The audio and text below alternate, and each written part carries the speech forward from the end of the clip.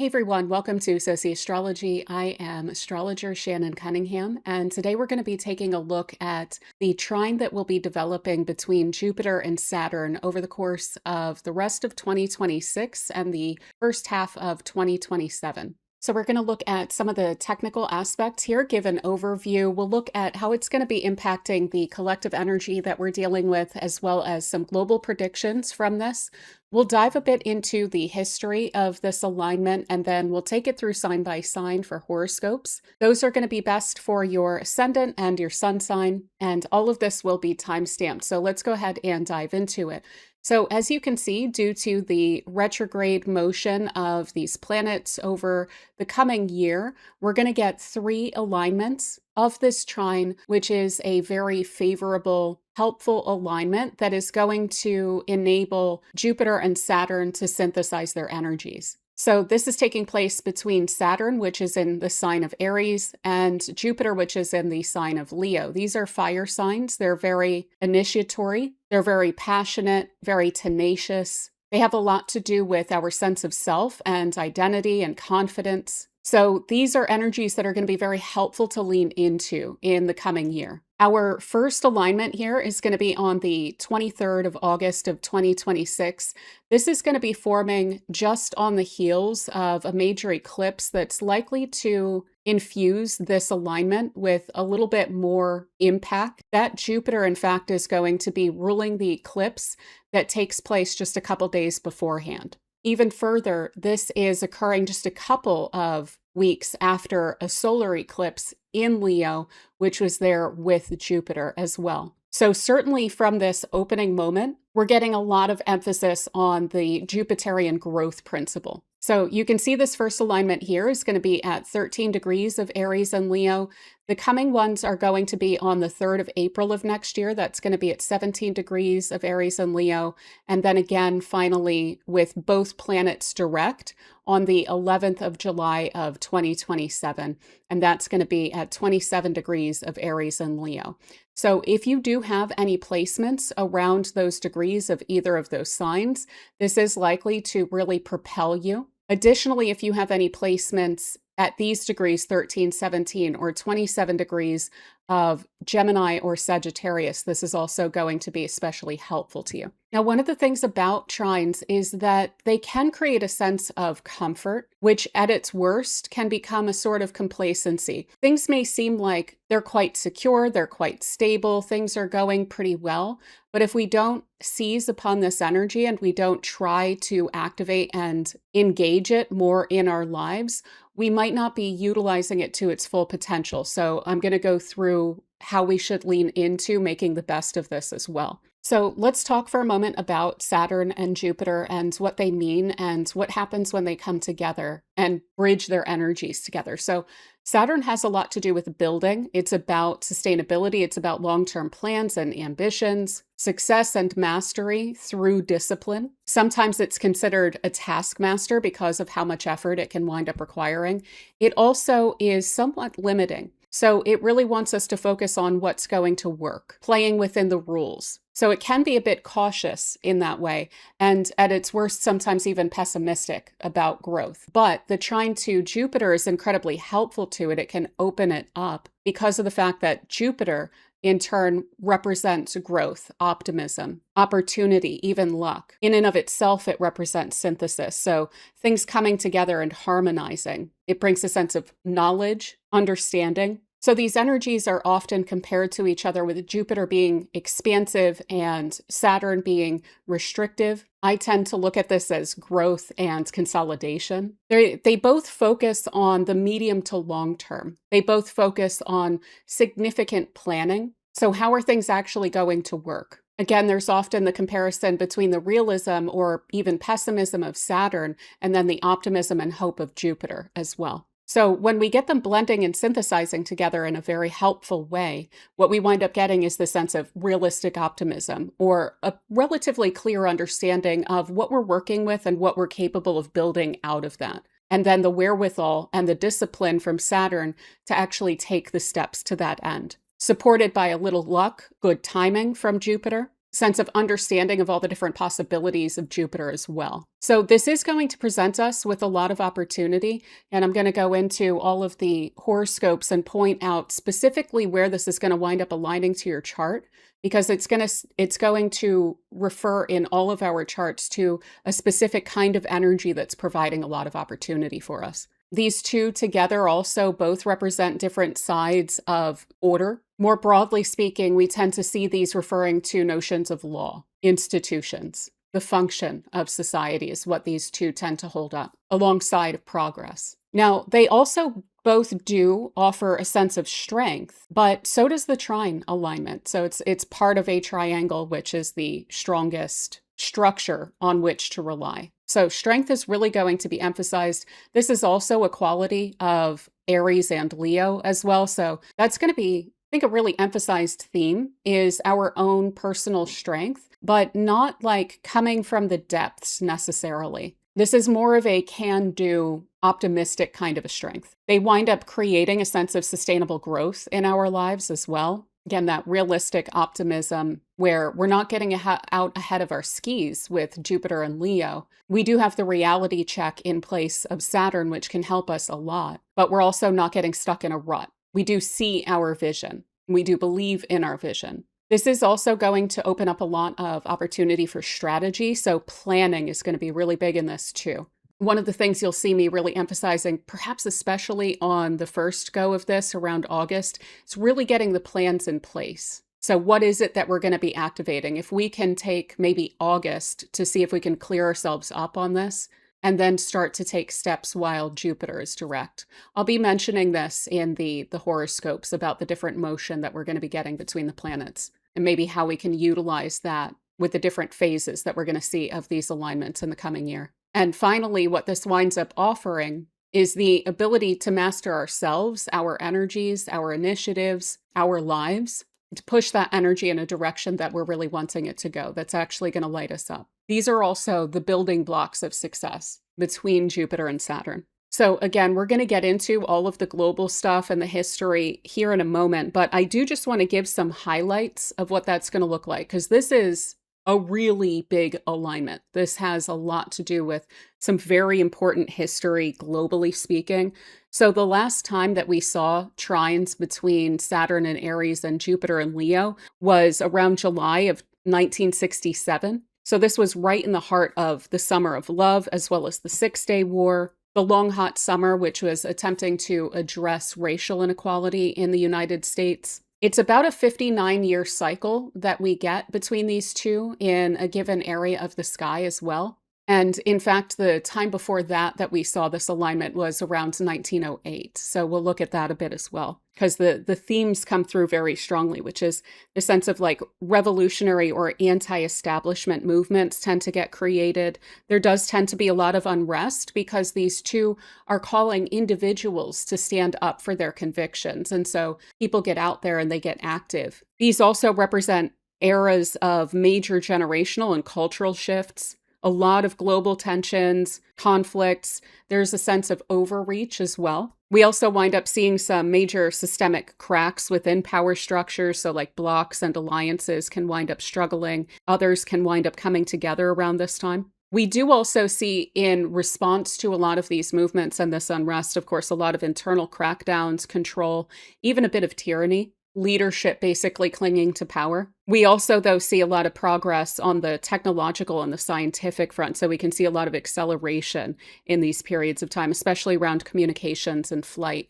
And of course, Uranus and Gemini is going to be supporting that as well. So we're going to get into all of that. But first, let's talk about this on a collective level. So in terms of the energy that's available to us that we're able to use, that's what we're going to be talking about here. This is the second alignment. So as you'll see, this is the one that happens around 17 degrees, where Saturn is direct next April, but Jupiter is retrograde. When we get into the global, we'll look at the next alignment as well, where they're both direct. So as I mentioned, these are both very strong energies that we're dealing with, Jupiter and Saturn.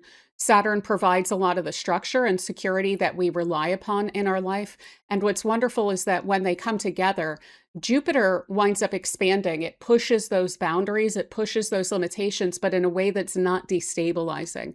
And that's what can be really special about it.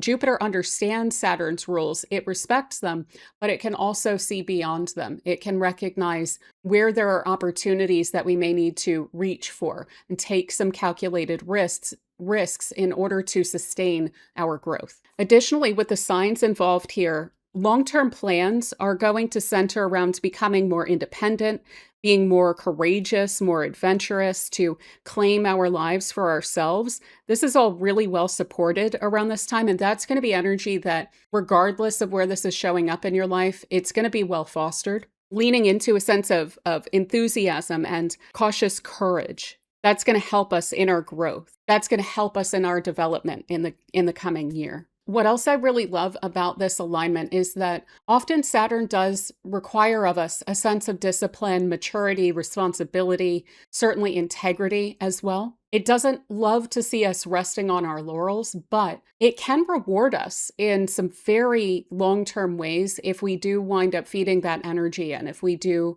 try to always do the right thing, to continue to do the responsible thing. But when we get into that, sometimes we can hold ourselves back. Sometimes we can feel like we're in a holding pattern and we're just shoring up the same kind of sense of security for ourselves, which can feel somewhat confining. It can feel like we're almost building a cage for ourselves. But Jupiter encourages that expansion, and it also offers some more accessible rewards where it doesn't have to be, okay, in 10 years, you're going to understand why this was so wonderful for you.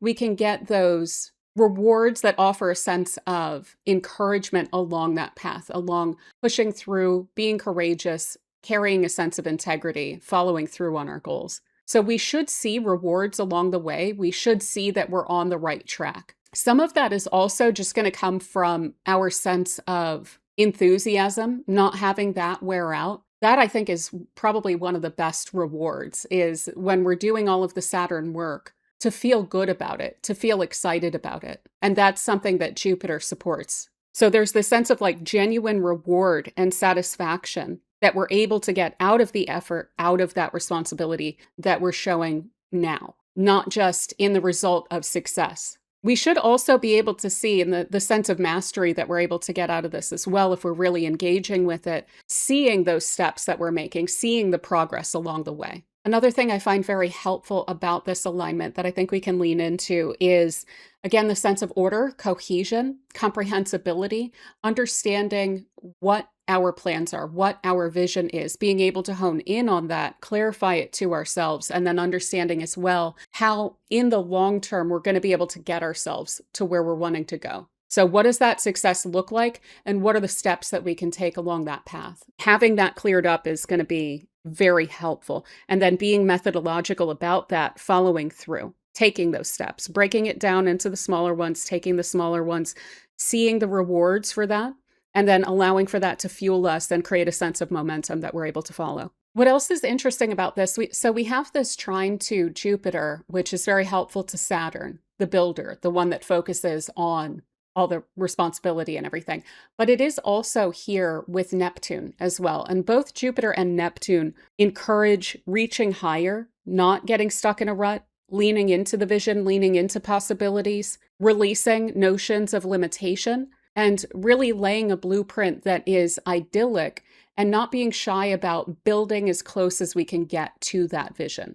So overall, this is just going to be an absolutely wonderful year to push yourself to the next level, not only because of the amount of traction that we're going to be able to get with this, not only because of the fact that there's going to be that sense of reward that's going to keep our enthusiasm up about what we're doing, but also because we're likely to feel more supported. We're likely to feel that the energy is actually conducive to our success. And that's incredibly helpful to acting with conviction. I think that that's something that a lot of people have struggled with over recent years, is this sense of, well, if I put a bunch of energy in, is it actually going to come through or not? Is the global situation going to be supportive? There's going to be a lot of indications here that acting from our convictions is what we should be doing. So the cynicism, the nihilism, the frustrations, I think, of recent years that we've been all kind of stewing in and trying to work through and trying to not allow to get in our way, but maybe sometimes feeling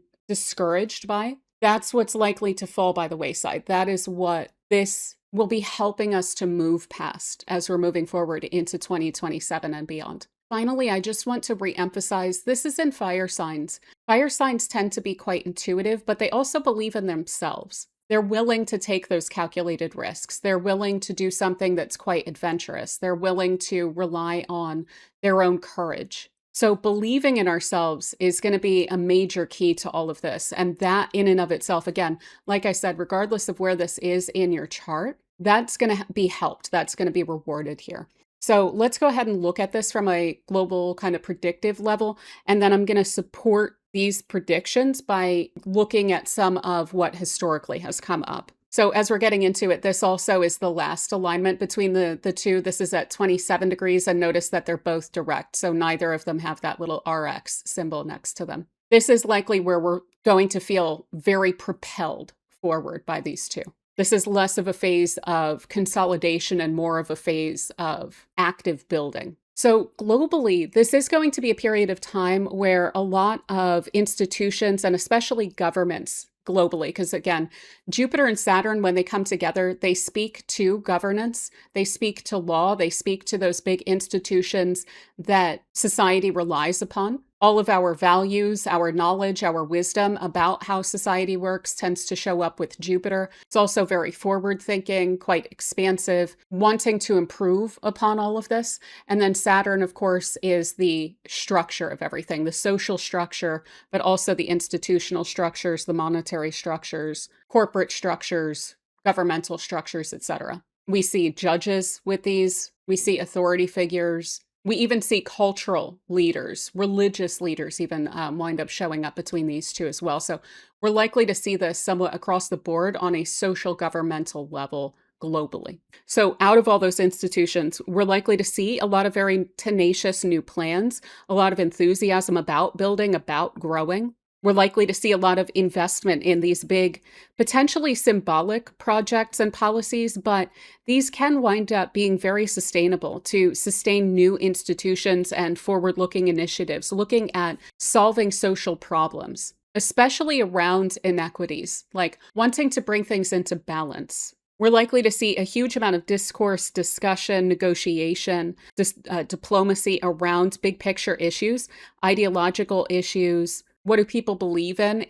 Are we going to be able to get on the same page with each other? Moral issues as well. So right and wrong is something that both Jupiter and Saturn care about a lot, and they will make judgments along those lines. They will enforce those judgments as well. When we get them together, they're also very pragmatic. So Jupiter can be quite optimistic about things. Saturn can be a little bit pessimistic, but when you get them together, they're very pragmatic. They are realistically optimistic, and they're willing to do what makes sense to make things more efficient and to make things make more sense. So what is actually going to work here? This is going to be very conducive to finding where that line is, finding where we can come together and where we can build. These are also going to be very supportive of responsibility in governance. Now, that doesn't mean that that's the only thing that we're going to see. They can also point to a sense of tyranny or, again, grasping to power in the face of this. People are going to be demanding this of their institutions. They're going to be demanding that institutions actually lead by example,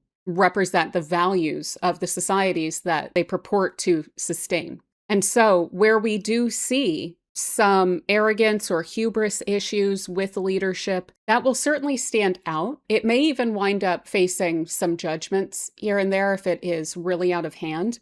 If someone is really overreaching or being quite tyrannical or being very ego-driven. But what's wonderful and what we can see in the history of this is that there is this cultivation of leadership that can both animate masses through charisma and energy, but also tend to create a lasting impact on society and on our vision of what's possible and what we're aiming at together. So a lot of new leaders are likely to be forged around this time. Again, we also have eclipses going on in Leo, and that's also supportive of this. So these combination of factors are likely to really create a huge amount, like a whole new generation or a new guard of leadership that's going to be coming out of 26, 27 and beyond. Now, again, some of the downsides here, there will be some people in government, some leaders that are quite arrogant, that are quite ego-driven, that are overconfident, and hopefully not too many decisions, although, certainly it wouldn't surprise me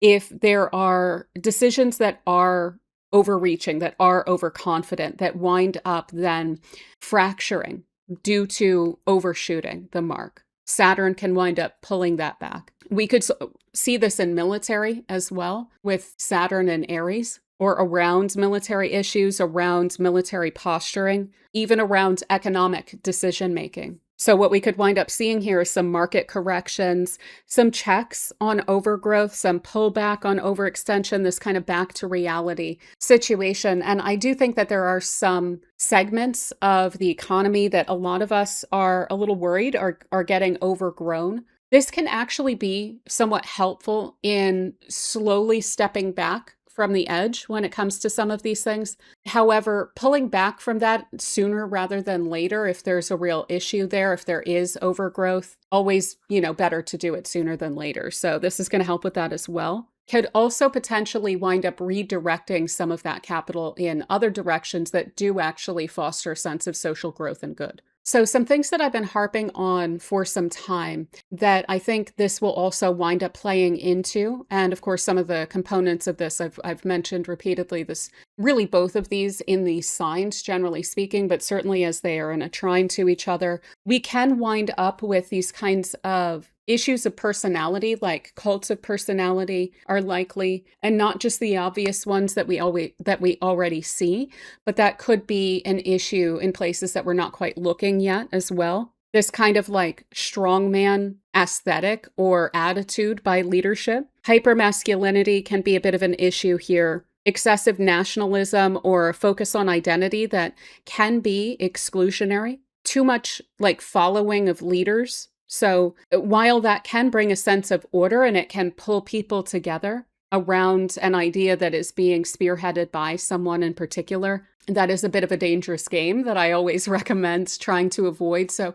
thinking for oneself and rooting one's identity or one's sense of self in your own individual, in yourself as a member of society, globally speaking, right? So I do think that these energies are going to be a little bit too conducive to trying too hard to identify with a group. That is an exclusionary thing. It usually winds up creating social problems. Better to lean into pragmatism. What's actually going to be helpful? What's actually going to work? Rather than leaning into what makes us feel good about ourselves or fills some sense of a void or fills some sense of fear or insecurity in ourselves that we seek a group to align with in the face of. Coming back to the sense of, everyone that's here, this society is all of the material that we're going to be working with.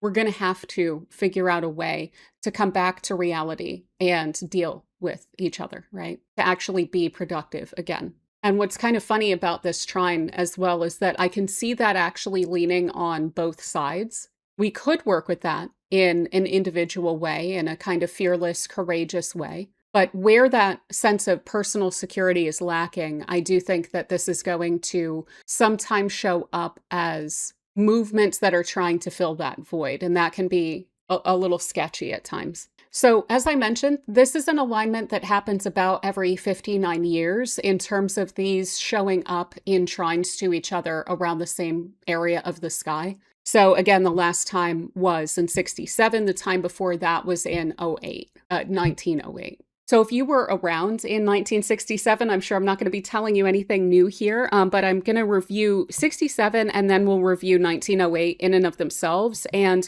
we'll see how there's a lot of similarity between these years and what was going on globally, culturally, socially, politically, institutionally in these periods of time. And therefore, why I'm saying a lot of what I am here. So in 1967, of course, this was like the long hot summer of 1967. There were a lot of tensions around racist policies and inequality, police brutality, disparities, things like this. And so there were a lot of uprisings around all of that. And this was occurring across the United States around that time. It involved a huge amount of people. Quite a few people wound up getting injured. There were huge crackdowns by police as well. And this was like a very formative moment in the civil rights movement, a real catalyst. We also then had around June 12th, so very close to this alignment, had the decision come down of Loving v. Virginia, which ruled that state laws banning interracial marriage violated the equal protection and due process clauses of the 14th Amendment. So it struck down anti-miscegenation laws. This was also the period of time where the Vietnam War sentiment was shifting massively. This was also then the summer of love. So the counterculture movement was at its peak around this time. There were a lot of centers of that globally. One of them was around the Haight-Ashbury district. There were all sorts of festivals and kind of get-togethers and protests and all of this, like kind of coming together. This was, of course, also the cultural moment where music really changed quite a bit. Of course, this is famously when the good Beatles, as I call them, or the post-drug Beatles wound up putting out music. So this was when the Sgt. Pepper's Lonely Hearts Club Band was released. And there was so much like, psychedelic art and music that was getting released around this time. So this was when music really like took it up a notch. They did level up. All of the musicians, I think, really leveled up around 1967. Now, this was also right around the Six-Day War as well. And this was really the defining geopolitical crisis of that year. It began around June 5th when Israel launched airstrikes against Egypt. In that time, then, Israel wound up expanding into the Sinai. They took the Gaza Strip, the West Bank, East Jerusalem, and Golan Heights in parts.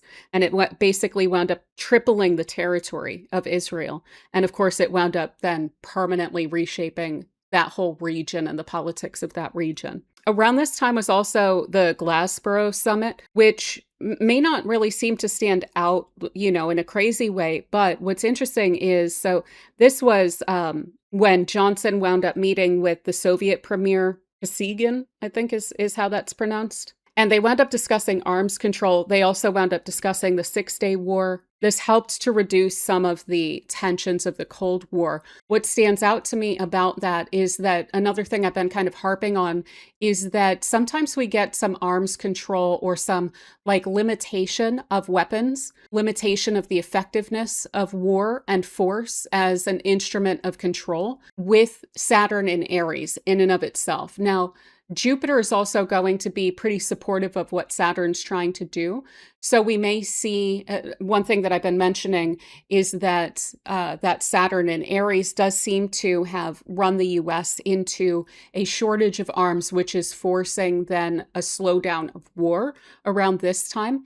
I would not be surprised if this is somewhat reflective in not only that Saturn in Aries, of course, running us up against the limits of the use of force and restricting the use of arms through not having them, but also, as we're moving into that trine with Jupiter, hopefully we could see pullbacks maybe around weaponry or around arms control or things like that, maybe in other areas as well. So hopefully we can kind of wind down some conflicts. Of course, this wasn't when the Vietnam War started winding down, so we'll have to see.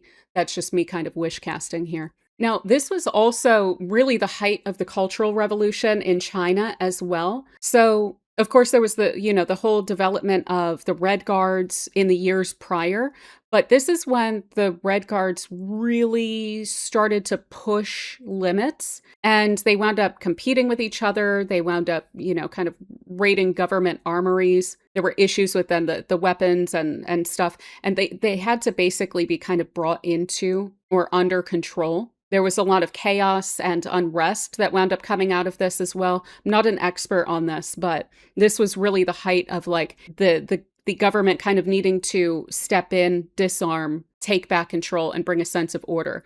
So we can very much see that again in this trine alignment between Jupiter and Saturn, the needing to control the arms again. This was also the lead up to the Prague Spring as well. So in Czechoslovakia, this was driven by some economic frustrations, demands for reform within the Communist Party as well. This was also right around the time of a Nigerian civil war, and that was following the secession of a specific part of Nigeria, Biafra. There was then an invasion, and then there was a humanitarian crisis that wound up coming out of all of that as well. So there was a lot of frustration basically around inequality. I'm pretty sure that it was also a bit of a representation issue back then as well. That's kind of ongoing with that region. There's frustration with a lack of representation and feeling like the needs of these eastern regions and the Igbo people even now. So we'll have to see. This may kind of come up again. What's interesting about this is that there was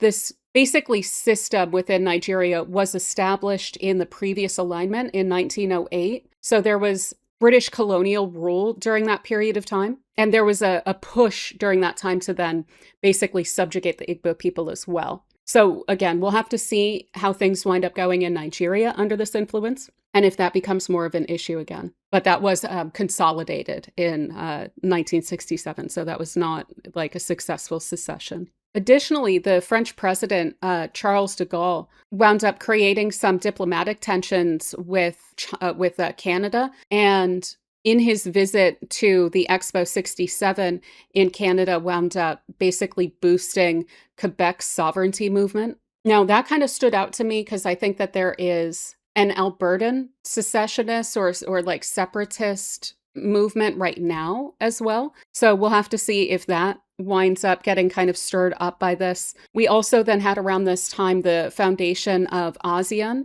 the Association of Southeast Asian Nations. And this is an institution which is still very, very, very strong and quite central in a lot of the geopolitical moves that are going on around Southeast Asia between the US and China over influence. Finally, a couple of things that are interesting on a like science and technology kind of a level. So this was also right around the time of the discovery of pulsars by Jocelyn Bell Burnell. There was also a lunar exploration, like a mission, basically, Surveyor 4, that wound up reaching the moon around this time as well. So taking this back a bit further to 1908, there were a lot of infrastructure and technological developments around this time, especially around aviation. Pretty much all of the like first this kind of flight, first that kind of flight, all of those things are like centered right around the trine in 1908. Also, a lot of communications developments as well. This was also a time when the workers' rights movement was very much stirred up, but there was also a pretty big win. So we got the first workers' comp law in the US that was passed by Teddy Roosevelt for government workers. This was also like very early in the formation of institutions around the civil rights work that then, of course, in 67 wound up being quite active. So there was a lot of anti-Black violence and disenfranchisement pretty much across the states, but there was a race riot as well in Springfield in 1908, where there was basically a white attack on Black neighborhoods. And this was centered on some fabricated allegations against a couple of Black men in the area. But so, these neighborhoods wound up being attacked. A bunch of people were forced to flee the city as well of Springfield in Illinois. But the shock of that, because this wound up taking place in the North, it was also, the birthplace of Abraham Lincoln. This wound up leading to the kind of organizing coalescence of people, W.E.B. Du Bois, Mary Ray Ovington, to kind of come together and pull people together that wound up turning into the NAACP. What's interesting about that is that, of course, the NAACP wound up then supporting the Loving case that wound up coming up in 67 too. There was also a lot of restructuring around the Balkans and around the Levant. So this was basically very late Ottoman Empire period of time. And there was a lot of like underground organizing around trying to get out from under imperial control. So I'm not fully briefed on this, so I'm just going to read this bit here, which says that Major Ahmed Niazi launched an open rebellion on July 3rd of 08, forcing Sultan Abdul Hamid II to restore the 1876 constitution, and then by undermining the Central Ottoman autocracy, the 1908 revolution accelerated nationalist movements throughout Macedonia, European Turkey, the Arab provinces, and this power vacuum led directly to the Balkan Wars. And then, of course, the World War I Sykes-Picot partitioning. And that, of course, then winds up leading into the Six-Day War as well. And then the moving of those boundaries, those borders as well. So yeah, as you can see, these are extremely significant periods of time when it comes to geopolitics and national politics, issues of equality, uprisings, people getting very directly involved, the push and pull of leadership, the uprisings, the crackdowns, the reform, the calls to independence and sovereignty and individual rights that seems to come up repeatedly through these alignments, the overextension that causes some fragmentation that needs to then be consolidated. So I do expect for this to be a very loud, very significant year in many, many, many different nations and also between different nations. Additionally, if there's any tidbits that you want to share about 1967 or 1908 that I didn't cover, I would love to hear other kinds of connections as well. But I do hope that that clarifies a lot of what I've said here and some of the forms that it can wind up taking. So, of course, we also heard about some regions, some places repeatedly in both 67 and 1908. Those are places I would potentially pay closer attention to because of the fact that when we get alignments that repeat and repeat, they tend to bring up the same kinds of themes for the same parties if they haven't been fully addressed. And certainly a lot of these issues have not been fully addressed by this point. So I definitely expect for them to come up again. But yeah, I think that that is pretty much what I have for us. I'll come back and cover this again when we're getting close to it next year as something of a reminder, maybe to look over how we have seen this play out up until that point. But if you did like this video and you don't mind giving it a like or a hype, I really greatly appreciate that. Also consider sticking around by subscribing. We tend to look at these major alignments, taking them through sign by sign, looking at their impact on the collective and global energies. There's also information in the description box and the pinned comment for personal bookings, as well as information about membership perks, including weekly forecasts, discounts on personal readings, free reading drawings. So feel free to check that out. Thank you so much to the members of this channel for your support. It really means the world to me. And without any further ado, let's get into the sign by sign.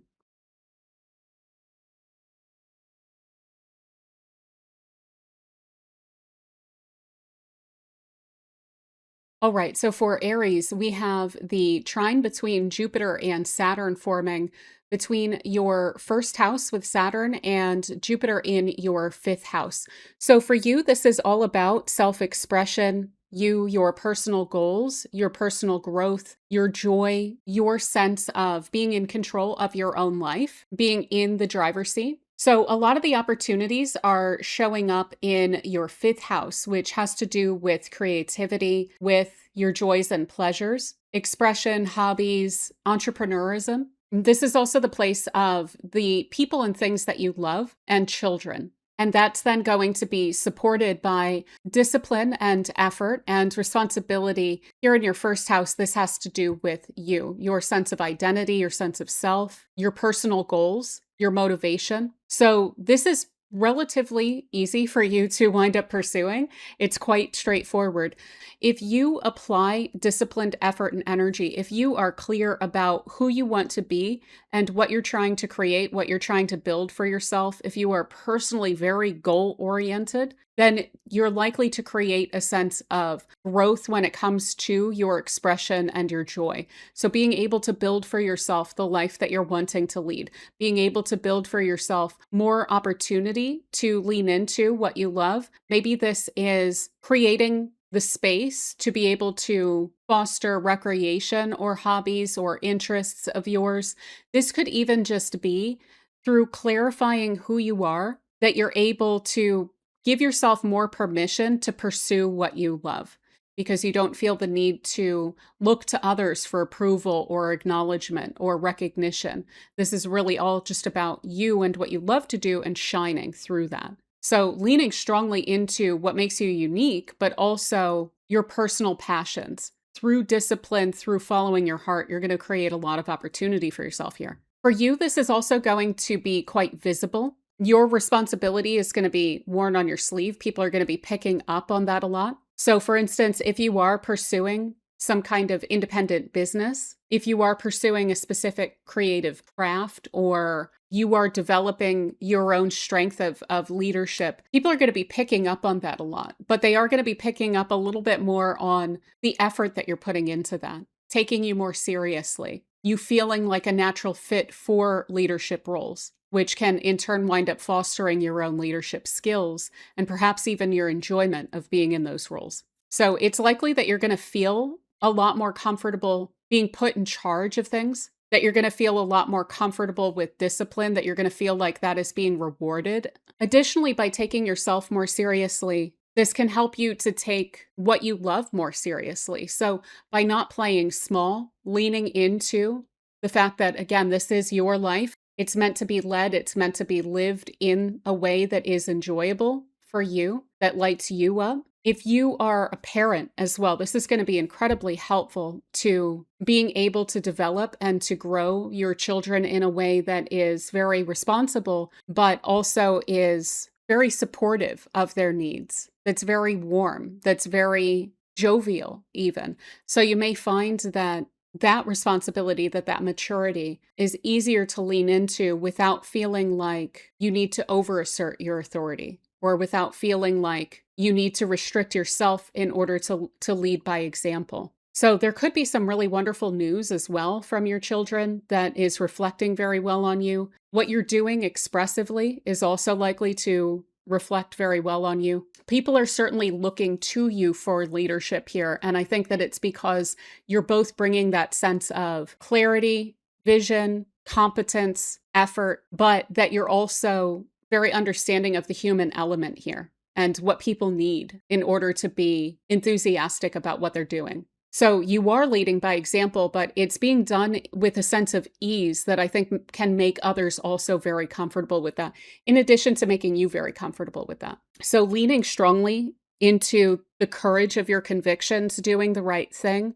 caring about people, supporting people, including yourself, embracing optimism, embracing hope, embracing your own heart, and not being shy to lead with that, not being shy to even wear that on your sleeve.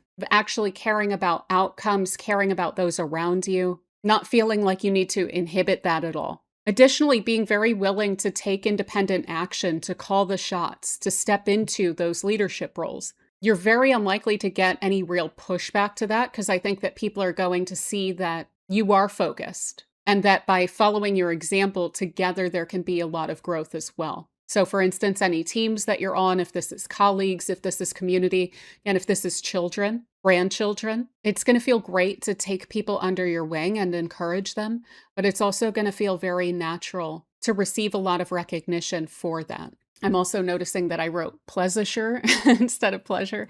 I apologize for that. But yeah, so following your heart, having fun, pursuing personal growth, pursuing your hobbies, making space for them, making sure that what makes life worth living is a real priority to you. That's all really well supported here. Also, just your personal momentum, generally speaking. You may also find yourself wanting to like host or organize events, or you may be put into that kind of a role. That should go over perfectly well. I think you would actually really enjoy that. So on the front end of this, as I mentioned, these are going to be kind of switching directions here and there. First, we have Jupiter going forward. So there's going to be an initial focus on that creativity, on following your heart, maybe like creating that vision of what do I really want for my life to look like going forward. Taking some steps to that end, certainly.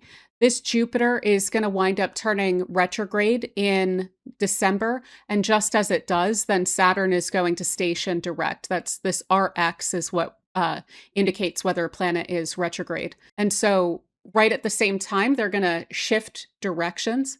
And then Saturn's going to be going forward and Jupiter's going to go retrograde. So Jupiter's going to help you to reap some of the rewards of following your heart, of your creative expression, of your authenticity, of your care and the comfort and guidance that you provide for other people. But that Saturn is then going to be direct. So this is going to help you to really foster and ground into kind of lasting foundation for yourself. Any sort of leadership roles that you have stepped into, your sense of authority, competence, taking things a little bit more seriously then.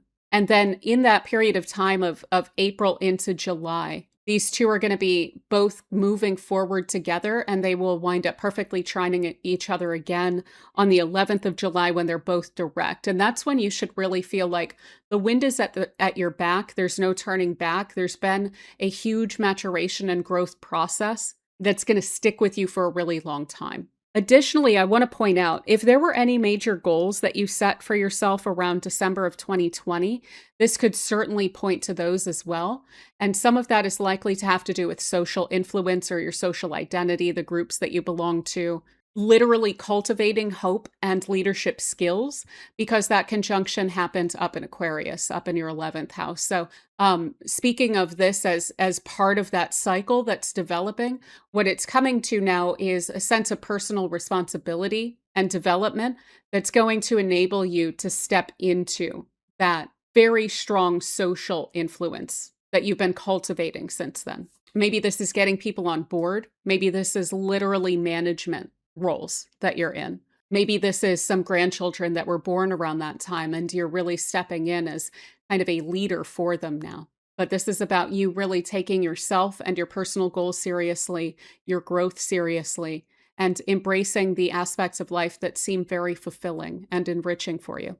So yeah, really leaning into confidence and momentum during this time is going to help quite a bit. Again, I'm going to come back to this and remind and update. We'll see how this is playing out by the time we get back around to April. But until then, I hope that this is absolutely wonderful for you. I hope that you are able to gain a lot of momentum toward your personal goals and really feel that you are able to follow your heart, that you're able to get those breakthroughs.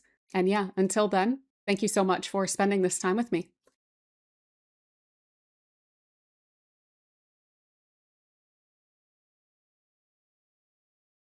All right, so for Taurus, we have the trine between Jupiter in Leo and Saturn in Aries forming between your fourth house and your 12th house. So for you, this is going to be really deeply personal. It's probably going to have a lot to do with your private life, your personal goals, working behind the scenes on things. So Jupiter here is in your fourth house. That has to do with your home, your family, your private life, your kind of emotional core. So you deep down, your sense of your true self. This also has a lot to do with your past. And when it comes to your home, sometimes this is very literal in the sense of property, but it can also have to do with like where you're living and where your family is. So that is in a cooperative alignment with Saturn, which is in your 12th house. And this is your very personal private life. This is you working on things behind the scenes that you're not necessarily sharing with others. This can be you time, alone time, your inner world, taking time out.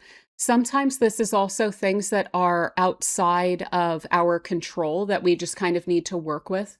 There's also a lot of potential for like well-being and healing and rest here as well. Additionally, this is a place of a lot of intuition, and so can the fourth house be about your instincts and your intuition. So you may be really working on that in addition to everything else that I'm going to be saying. You may find that your spiritual guidance is really heightened during this time and that it's helping you to make really sound decisions.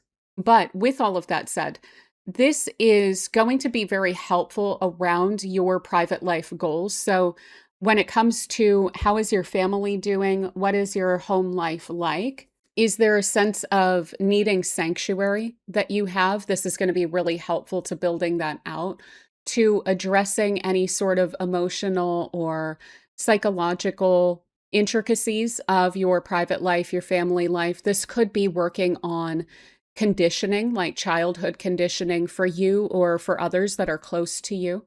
Getting under the surface of that and making a lot of progress in being able to understand that more deeply, being able to bring that into your conscious awareness and healing from that. There may be some expanded roles that you're playing within your family now as well, with Jupiter in your fourth house. And that is planting some seeds around having a sense of greater responsibility, or recognizing your maturity, recognizing your strength and discipline. And with that being something outside of your control, again, sometimes we can just be put into those positions. This does point to a pretty stable personal private home life. And so that could be the center or the stage or the setting for building out a lot of your ambitions, your long-term goals that aren't specifically around this area. So it's happening here. But when we're dealing with Jupiter and Saturn, they themselves can have a lot to do with like business and your like public life ambitions and things like that. So that may be something you're working on, yes, but you're probably doing it behind the scenes. And having a stable, comfortable, secure home life is going to be really excellent to supporting that. So let's say there's a lot of demands. Maybe there's a lot of opportunities that are opening up to you. Maybe they're a little bit overwhelming in your career life. Being able to know that you can go home and have that sanctuary is going to be a critical component to making sure that that's working for you and that you're able to handle that. You may even be getting a lot of really wonderful feedback and support from your family members. So I wouldn't shy away from asking for a little bit of help from them if you need to. Maybe some of that renegotiation of roles is, hey, can you take up this responsibility or this duty that I've had within the home life? Because I need to pour some more energy and effort into this thing out in my public life.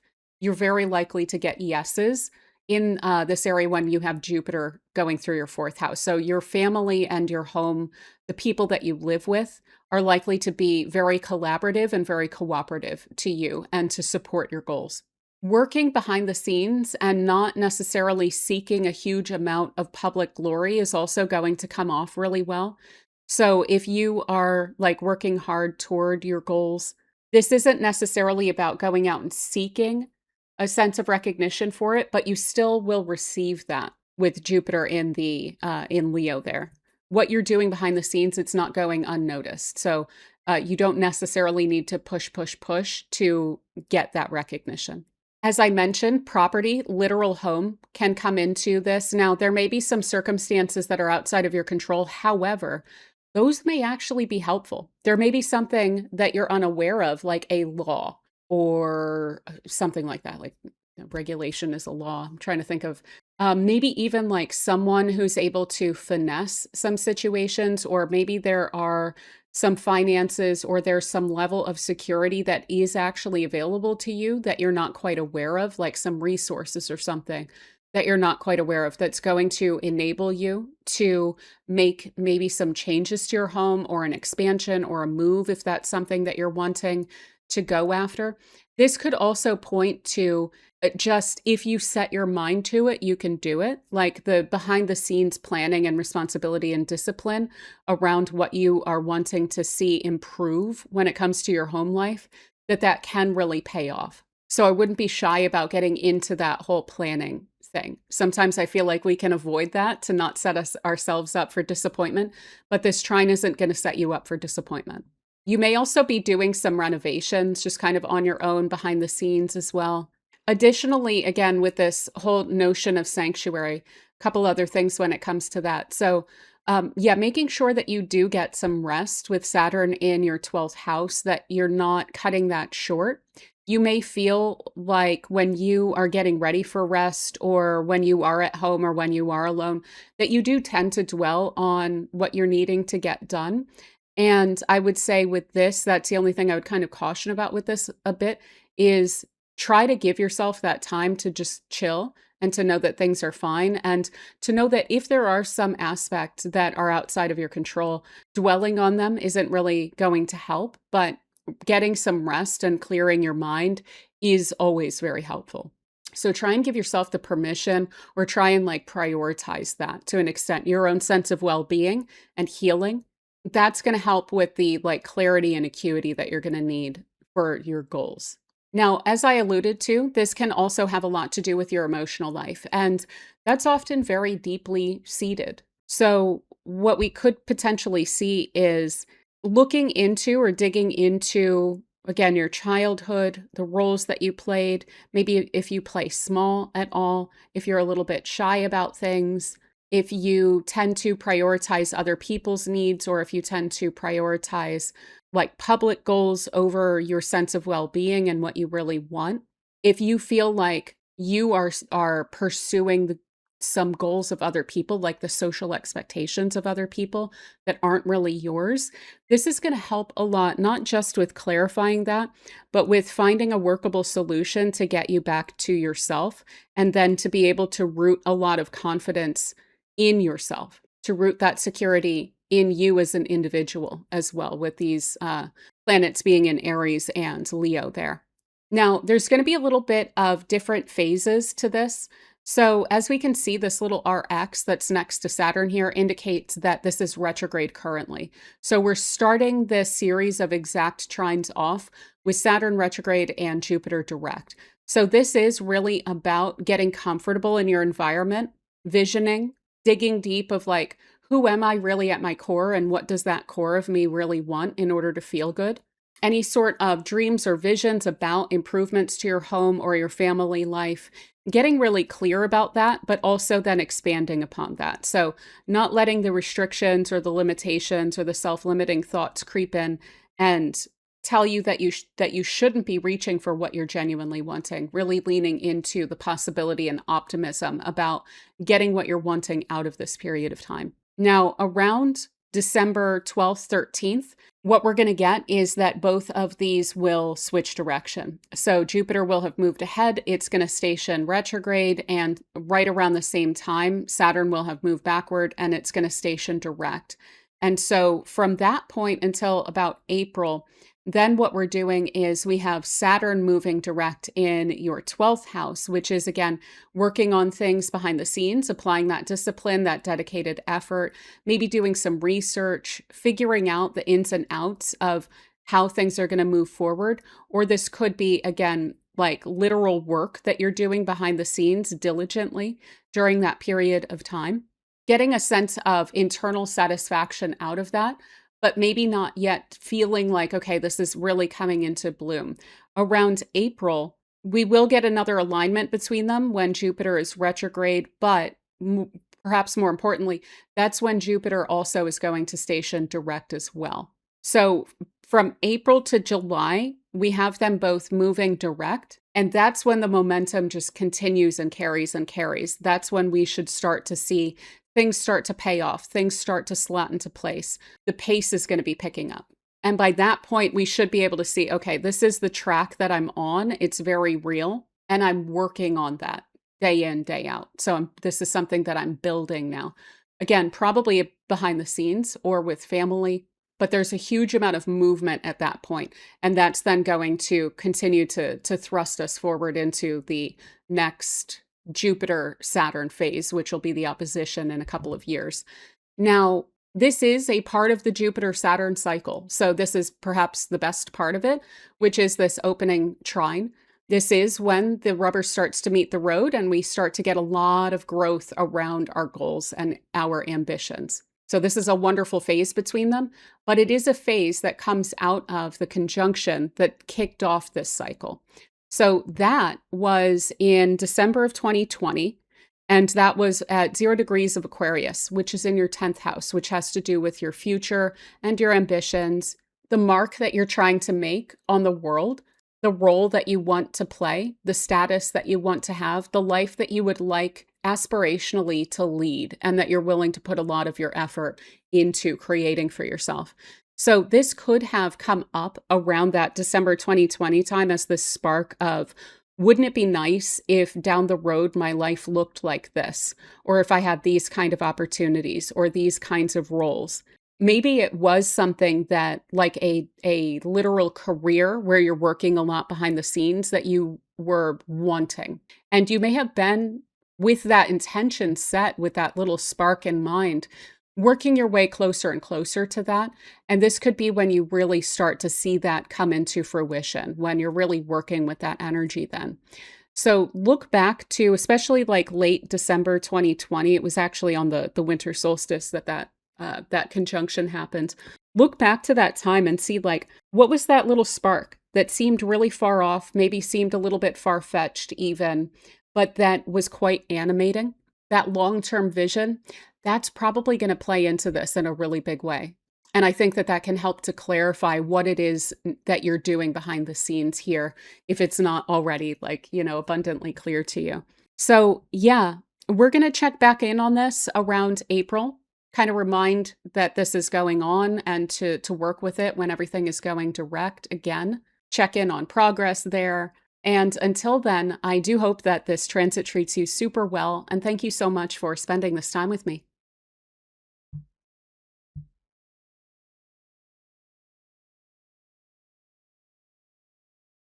All right. So for Gemini, we have this trine between Jupiter in Leo and Saturn in Aries, forming between your third and 11th houses.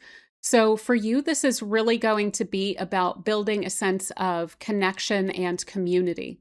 So Jupiter in your third house, this has to do with your connection to people, your sense of community and belonging, communication, exchange, the people, places, things around you, your conscious mind, your ideas as well. And Saturn in Aries, this is up in the place of your social identity, the groups that you belong to, your hopes, dreams, aspirations as well, what you're striving toward. And these two are in a harmonious connection with each other. So there should be a lot of opportunities here with Jupiter around communication, around connection, around building a sense of community, around creating a sense of belonging for yourself, around maybe even leadership roles when it comes to community and people, establishing connections, developing friendships and alliances with people, developing your ideas as well. This is also going to be really supportive of your sense of optimism. So bringing your mind higher, bringing your conscious awareness higher, creating a sense of expansion there and a sense of possibility. Now, Saturn is bringing a lot of responsibility and discipline and dedication. It's building out your sense of your social identity. This could show up in the sense of leadership positions around you, connecting with people who are quite serious, who themselves are leaders within your community or with colleagues within your field. This could look like connecting with mentors and getting a real leg up that is actually helpful. So people who are actually capable of helping you, stepping in, recognizing your effort, your dedication, what you're bringing to the table, your potential for really excellent influence as well, and therefore potentially opening some doors for you. So basically what I would expect here is a lot of opportunities for leadership when it comes to your connections. The development and building out of networks, people who are going to be able to support you going forward and who you are going to be able to support, people looking up to you, looking to you for ideas, and looking to you also as maybe like an independent thinker, someone who is quite tenacious in their ideas and courageous as well, maybe even in your speech or in your sense of comfort of around visibility, being seen, being heard, being confident in your ideas, being confident in your goals, and then therefore getting a lot of support for that as well. Just kind of naturally magnetizing those that are going to be able to help you to that end. Now, the third house, because it has to do with communication, it can quite literally be writing or teaching or learning. So if there are any courses that light you up that you are interested in pursuing, I would really recommend that. It's likely that that's going to help to sustain a sense of lasting growth, momentum when it comes to your public life, when it comes to your reputation, when it comes to your goals and your ambitions, and especially the social dynamics that play into that. So your knowledge is likely going to be something that winds up getting sought. And so if you were able to bolster that and you are inspired to bolster that, that's wonderful. But this could also look like teaching opportunities that are going to be available to you and being sought after for that as well. And I would really just recommend leaning into that because it looks like there's a lot of momentum that you're able to create. That may even literally be a long-term goal that you've had or something that you've been interested in for quite some time that is becoming available to you now. Now, it will require a lot of integrity in how you handle yourself, how you carry yourself with others, but you're also very likely to get a lot of really good feedback and have people understand what your ideas are, to make sense of them, to get on board with them, etc. And again, some of this may be around social causes or community causes, and that can be absolutely wonderful if you've been inspired to step in around a specific cause, make your mark, share your ideas about society and how it should be. how it can be improved, that's likely to be really supportive of you. But also, if this has to do with marketing or a job that you have, it's just how you carry yourself with others, the integrity, the courage, the tenacity that you have around that, your willingness to speak up, to do the right thing, to be really realistic about things and to be honest about things, but to also be quite optimistic, to build people up, to encourage others. This is all going to be very, very, very supportive of these goals. Also, being willing to take independent action. So, not necessarily needing to follow a group, not necessarily needing to create a sense of belonging out of a sense of belonging, but to basically create a sense of community, maybe even around you and something that you're creating. So sometimes Saturn in Aries is going to have to step out on its own. And if there is maybe, this could look like a vacuum around a specific issue that's important to you in your community, you may need to create a lot of the infrastructure of that yourself, but you're likely then to really get a lot of people on board with that if you do create that. So being willing to kind of stick your neck out, I think is also going to be really well supported here. Now, there's a few dates that I want to point out here, which is this little RX that you can see next to the Saturn indicates that it's currently retrograde. So this is really about your ideas right now. It's about formulating your plans. It's about looking at maybe your everyday life and how you're wanting for that to look, how that could be more ideal. This is about communicating as well, sharing your ideas, connecting with others, not being shy to, speak up or to be heard, maybe even developing those skills if you are a little bit shy, but leaning into a sense of confidence in your ideas and then letting everything else follow from there as well. Now, on December 12th and 13th, both of these are going to wind up switching directions. So Jupiter will have moved deeper into Leo and it'll station to go retrograde, and Saturn will have moved backwards and it will station to go direct. At that point, you should be working with some really like crystallized momentum where you're able to see what you're pushing toward. The ideas should be there, but by that point, hopefully you've taken some action steps to that end. And hopefully you can then consolidate on that and get clearer and clearer about what is the actual plan going to look like? What are the steps that you're going to have to take? And being willing to like put in the discipline, the dedication, the effort into that. Now, around April, we're going to get those trine to each other exactly again, but also at that point, Jupiter is also going to station direct. So from that point, we have both of them direct. And that's going to continue into July when Jupiter finally disengages and moves on from this alignment. But around that April through July timeframe, you should feel like there's a huge amount of wind at your back. You may even feel a little bit overwhelmed with the social expectations that are placed upon you, with the demands for your time, your energy, your effort, your understanding, your ideas, your inputs, and things like this, your leadership skills. Probably a lot of people are going to be looking to you. So the more that you can shore up your confidence and your understanding, again, maybe that has to do with reading up on some of these things if you're at all shaky when it comes to leadership. But from that point, it should really be just gaining a lot of momentum, and then it's just going to be carrying on from there.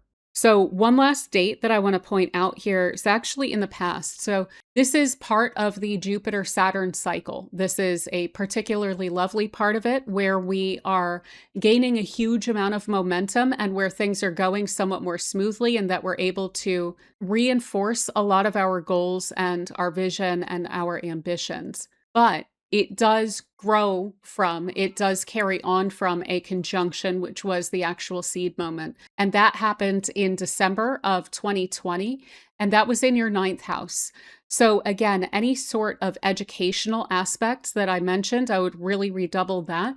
There may be some quality of that to this, or publishing, communications, travel, international connections could wind up figuring into this, or just a sense of really expanding your horizons and pushing yourself to the next level, really being aspirational and feeling like there is more and more and more of a mark that you can make on the world, and wanting to do so and wanting to pursue that, wanting to create something kind of bigger of yourself and of your life that may have been a seed that was planted around that December timeframe. So yeah, I would recommend looking back to that. It may have just been a spark around that point, but that's what's gaining a lot of momentum now and in this social sphere for you. So, yeah, I think that that is pretty much what I have for you, Gemini.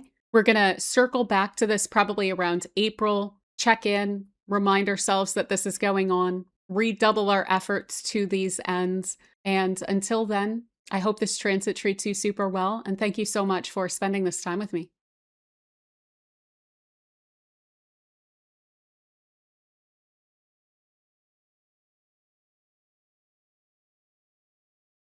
Oh, right. So for Cancer, we have the trine between Jupiter in Leo and Saturn in Aries forming between your second house and your 10th house. So for you, this is really going to be about material success and status, your ambitions, your income, your resources, what you're bringing to the table, and the rewards for that. So, Jupiter here in Leo, this is in your second house. This is the place of your personal resources, income, and any sort of financials wind up showing up here, but also your personal resources, as in what you own. So, possessions can be here, but also like what you bring to the table. So, some of your skills, talent, some aspects of that, your attitude toward things, your work ethic, whatever it is that you bring that is of value winds up showing up in the second.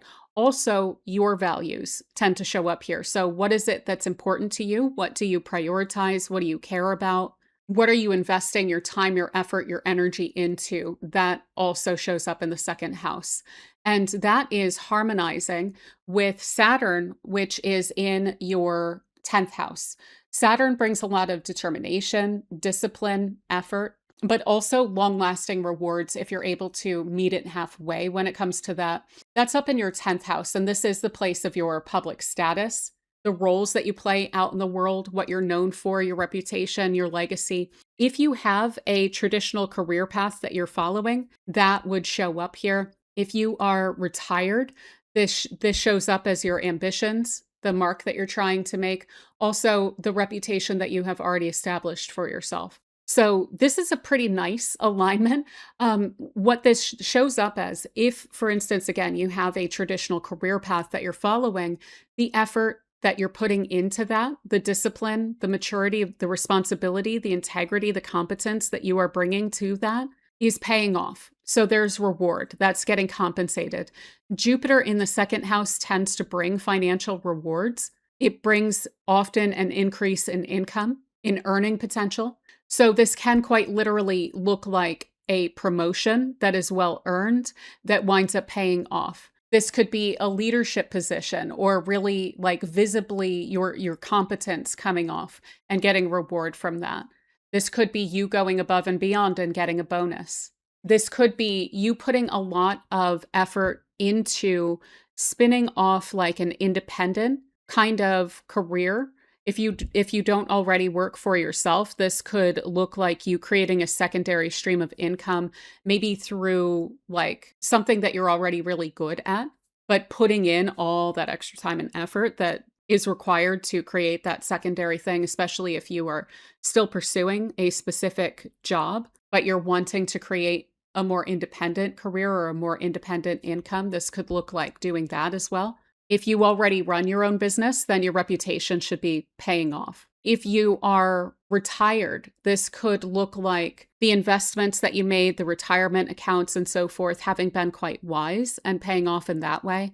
This could even look like your personal finances kind of looking the same or whatnot, but maybe you also raised children and they're doing quite well. And so there's an ability then to benefit from their resources that you also helped to contribute to by raising them.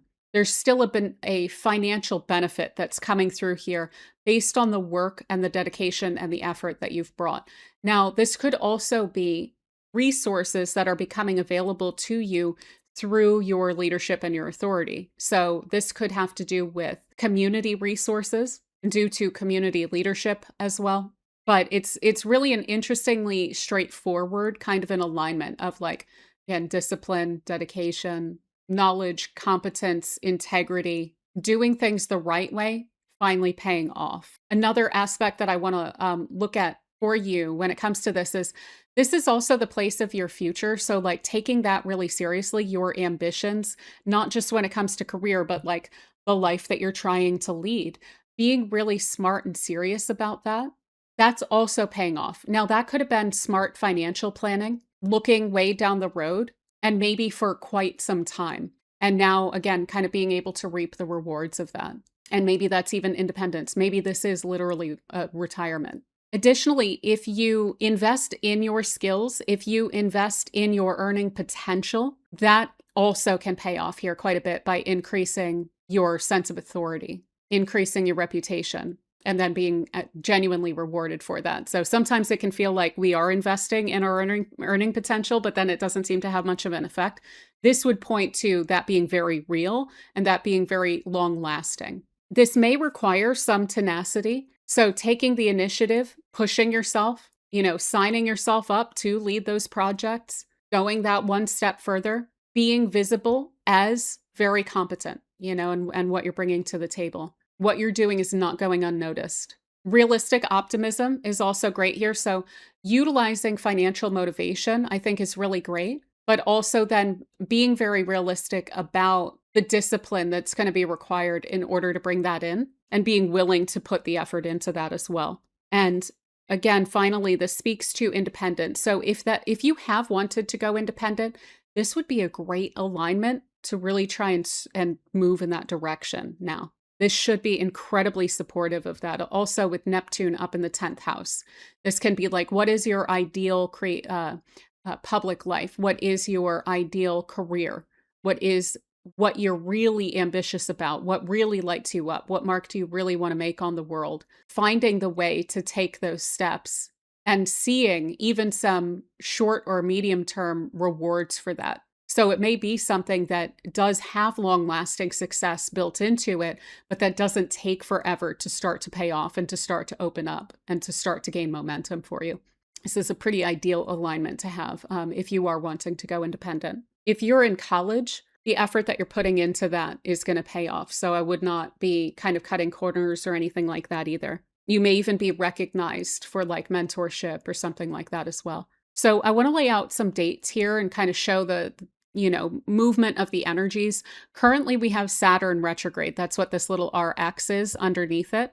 So it is currently consolidating up in your 10th house. This could be you understanding what is expected of you, what's required in order to push yourself forward. Jupiter is direct and it's moving through your 2nd house. So again, that financial motivation or wanting to build up your resources, feeling optimistic about your resources, maybe then reinvesting them as well. That's really good. So if you can clarify what your financial and public goals are around this point, that would be really great. Now, around the 12th, 13th of December, both of these are going to switch directions. So Jupiter's going to then turn retrograde and Saturn's then going to turn direct. And that's really going to be about the rubber meeting the road. So this is when things really become concrete and when you are definitely going to want to be taking steps toward whatever this big goal is that you have around your material success. Finally, they will align again in April when Jupiter is retrograde, but then Jupiter winds up switching quite quickly. And then pretty much through a lot of April, May, June, and then building up into the 11th of July is going to be their final alignment to each other. That's perfect. And that is going to be with both of them direct. So during that April into July timeframe, you should feel like the wind is really at your back and that you're getting pushed to reach, to level up, to make this not only more real, but then to continue the momentum, to keep pushing. So the extent to which you can clarify your goals, your vision for things around now, start to push in that direction. Re-clarify and make sure that there are some concrete action steps that you're taking at least by about December and then going forward. You should be really set up well to make the most of it when we get into next year as well. Additionally, one other date that I want to point out. These two are trine to each other. This is part of the Jupiter-Saturn cycle, and this is one of the better parts of it. It's very lovely. It is the opening or the first trine between them since their conjunction. Their conjunction is always referred to as like the great conjunction between Jupiter and Saturn. That happened in December of 2020. So if you can look back to that period of time and maybe what you were looking at in terms of independence or wanting to build up your resources, maybe wanting to go into business for yourself. Maybe this is planning, like financial planning that you were doing with a partner, and maybe they are also playing into some of these goals of yours. Whatever it was that you were setting out to achieve for yourself around that point, again, up in your eighth house. So it's again about resources, could be joint resources, or it could be trying to tease yourself out from joint resources. It could be some goals that you had around building up a passive income or building up a retirement account or some investments that you made around that time that were really smart that are now really able to pay off. And maybe you can redouble that or reinvest that in a way that's going to be really smart going forward as well. So yeah, thinking back to December 2020, I think is also going to be helpful for clarifying some of what's going to be building out around this point. But yeah, I think that that for now is what I have for you, Cancer. It's quite an excellent alignment. I hope it treats you super well. I hope that you're able to ride out this momentum and get the rewards that you've been seeking. Feel more secure, stable, recognized. We'll talk about this again, probably come April to kind of check in on it, remind that this is going on. And until then, thank you so much for spending this time with me.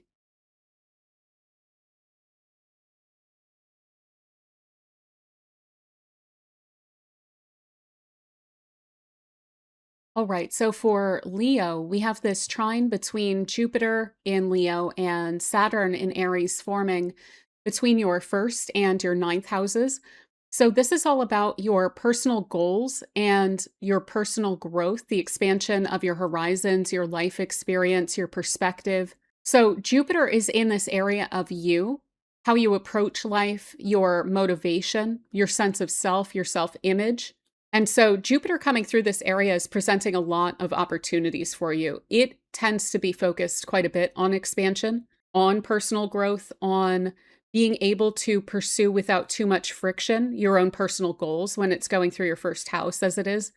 And it's cooperating with Saturn up in your ninth house. So the ninth house itself has to do with expansion, it has to do with your life experience, your worldview, your sense of opportunity. So pushing your horizons, pushing yourself. This is where higher education and travel come through as well, your philosophy. Some aspects of spirituality wind up coming through in this area as well. So Saturn in this area is helping you to take that very seriously, to apply a lot of discipline and dedication to your growth. I like to look at this as personal development, always seeking to improve on yourself, always seeking new life experience to add into your sense of knowledge and wisdom of the world and your place in it and the impact that you're able to have, the opportunities that you're able to create. So again, your personal goals are going to be very supported by your discipline toward growth. These are also very public areas, so a lot of visibility can come through in both of these. This could certainly represent some kind of educational opportunity for you, maybe a breakthrough or pushing yourself to the next level. This could be a graduation. It could be an opportunity to go travel. It could be having to travel maybe for work or for, the pursuance of some of your goals. And that would certainly be advisable, even if it feels like it's going to create, extra work for you. Certainly travel can be complicated, but by taking that seriously and pushing yourself, you're likely to see a huge amount of long-term sustainable benefits from that. How you're coming off, your cheerfulness, your optimism, your openness to other people, to new ideas, to new experiences with Jupiter going through your first house. This could even wind up opening some doors up in this area. So you could find that you are coming across like teachers or guides or mentors as well that are literally opening doors for you that are going to push you to that next level. So I would take those very seriously, and I would put a lot of dedication and effort into all those doors, those opportunities that wind up coming up for you. This can also be really wonderful because it's going to just have you in a very broad way, in a big way, when it comes to you and your life overall, taking yourself more seriously, not necessarily in a like rigid, ambitious kind of a way, but understanding that you can create opportunities for yourself, that if you're open and you're willing to put time and effort into things, basically, if you set your mind to it, that you can accomplish more than you're probably reaching for at this point. It's going to create a huge push or boost toward maturation. So as long as you're open to it, you're likely to see a huge amount of personal development around this time. The opportunities that are availing themselves to you are likely to also open up a lot of future success as well, with the ninth house really looking toward the future, looking toward the development of your knowledge and wisdom, enlarging your place in the world, growing your world, generally speaking, as well. That's one of the really cool ways that education and travel can wind up coming in here, is just expanding your mind or your literal world that you are engaging in. So I would really pay attention also to any sort of international things that wind up opening up to you around this time. And then also really leaning into a sense of tenacity, of optimism, of enthusiasm about life, that kind of lust for life. Lean into it. Of course, you're going to want to be realistic and, again, understand that it's going to take a lot of discipline and effort toward your growth. It may even take pushing yourself. So being your own mentor, your own guide, your own guru here, taking independent action toward your goals, but understanding that as long as you put one foot in front of the other, that's what's going to create that long-term sustainable growth for you.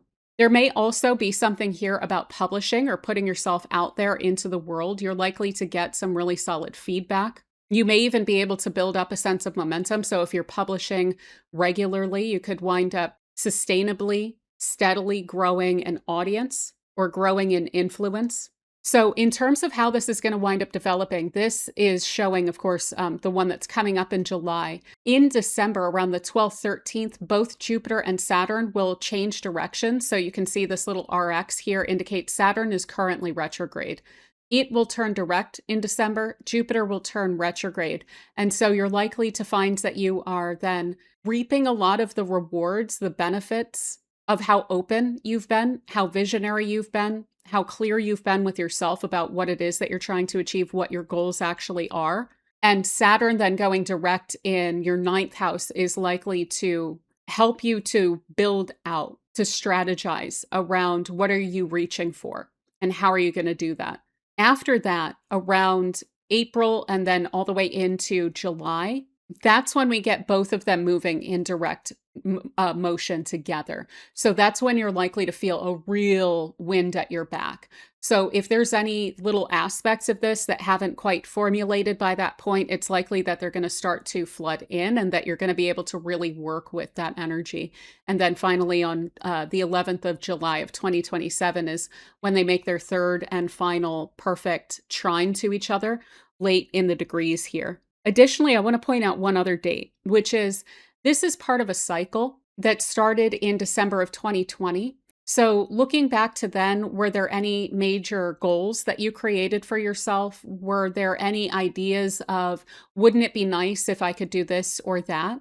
That conjunction happened in early Aquarius, and it was actually, I think, around 0 degrees of Aquarius, and that's out in your 7th house. So a lot of this could have had to do with like pushing yourself into new groups of people or building new connections with people. And that may be something that's also really supported here. So how you relate to others, not playing small, taking yourself seriously, being willing to put yourself out there, to be visible. That's likely to wind up playing into this a lot as well. But yeah, thinking back to that December 2020, when we got what's called the Great Conjunction, this is part of the Jupiter-Saturn cycle that builds off from that conjunction. So I think it could be really helpful to look back to that seed moment as to what this is going to wind up building into as well.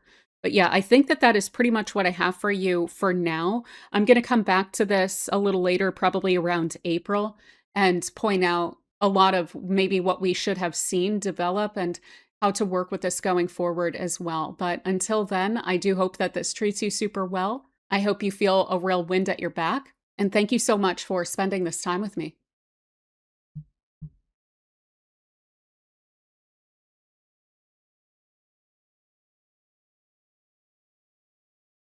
All right, so for Virgo, we have the trine between Saturn in Aries and Jupiter in Leo taking place between your 8th and your 12th houses.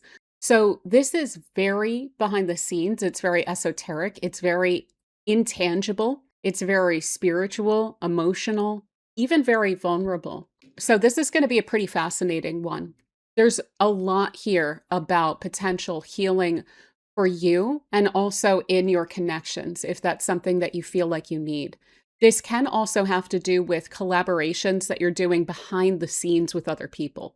So, Saturn and Aries out in your 8th house, this is the place of your commitments to others where you and others merge. So, vulnerability, the intricacies of connections, the emotional and psychological states of those that you're connecting with, how you attach to others and others attach to you, their values, what you're looking for to be able to trust and open up in connections with people.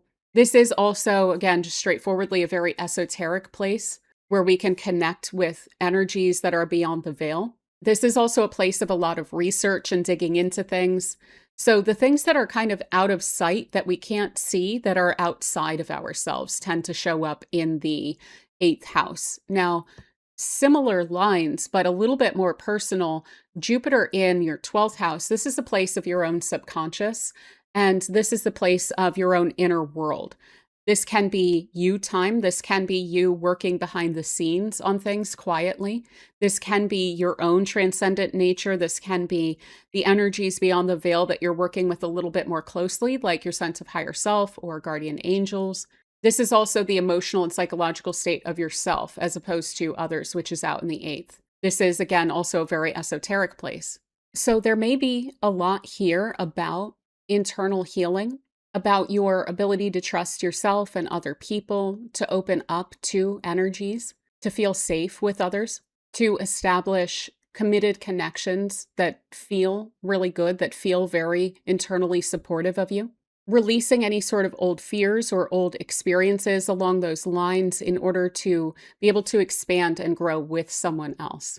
This is also definitely going to speak to a lot of spiritual growth and intuition that you're able to rely on very well when it comes to you and what's going on with you, but also when it comes to other people and what's going on internally for them. So you may find that in terms of people reading that you're like really on fire with that in the coming year, that you're really tapped into what is going on with other people, what their values are, what their expectations are, what they're bringing to the table, who to trust and who to maybe keep at arm's length, to know where your boundaries should be, to know where other people's boundaries are, etc. So when it comes to those deeper and tangible aspects of relationships, you should feel like you understand that on a deep level, and that can also foster a lot of healing and growth when it comes to that. Now, what else is interesting is that the 8th house can also have to do with some financials, like resources of other people can show up here. So yeah, that can be intangible, but it can also be very material.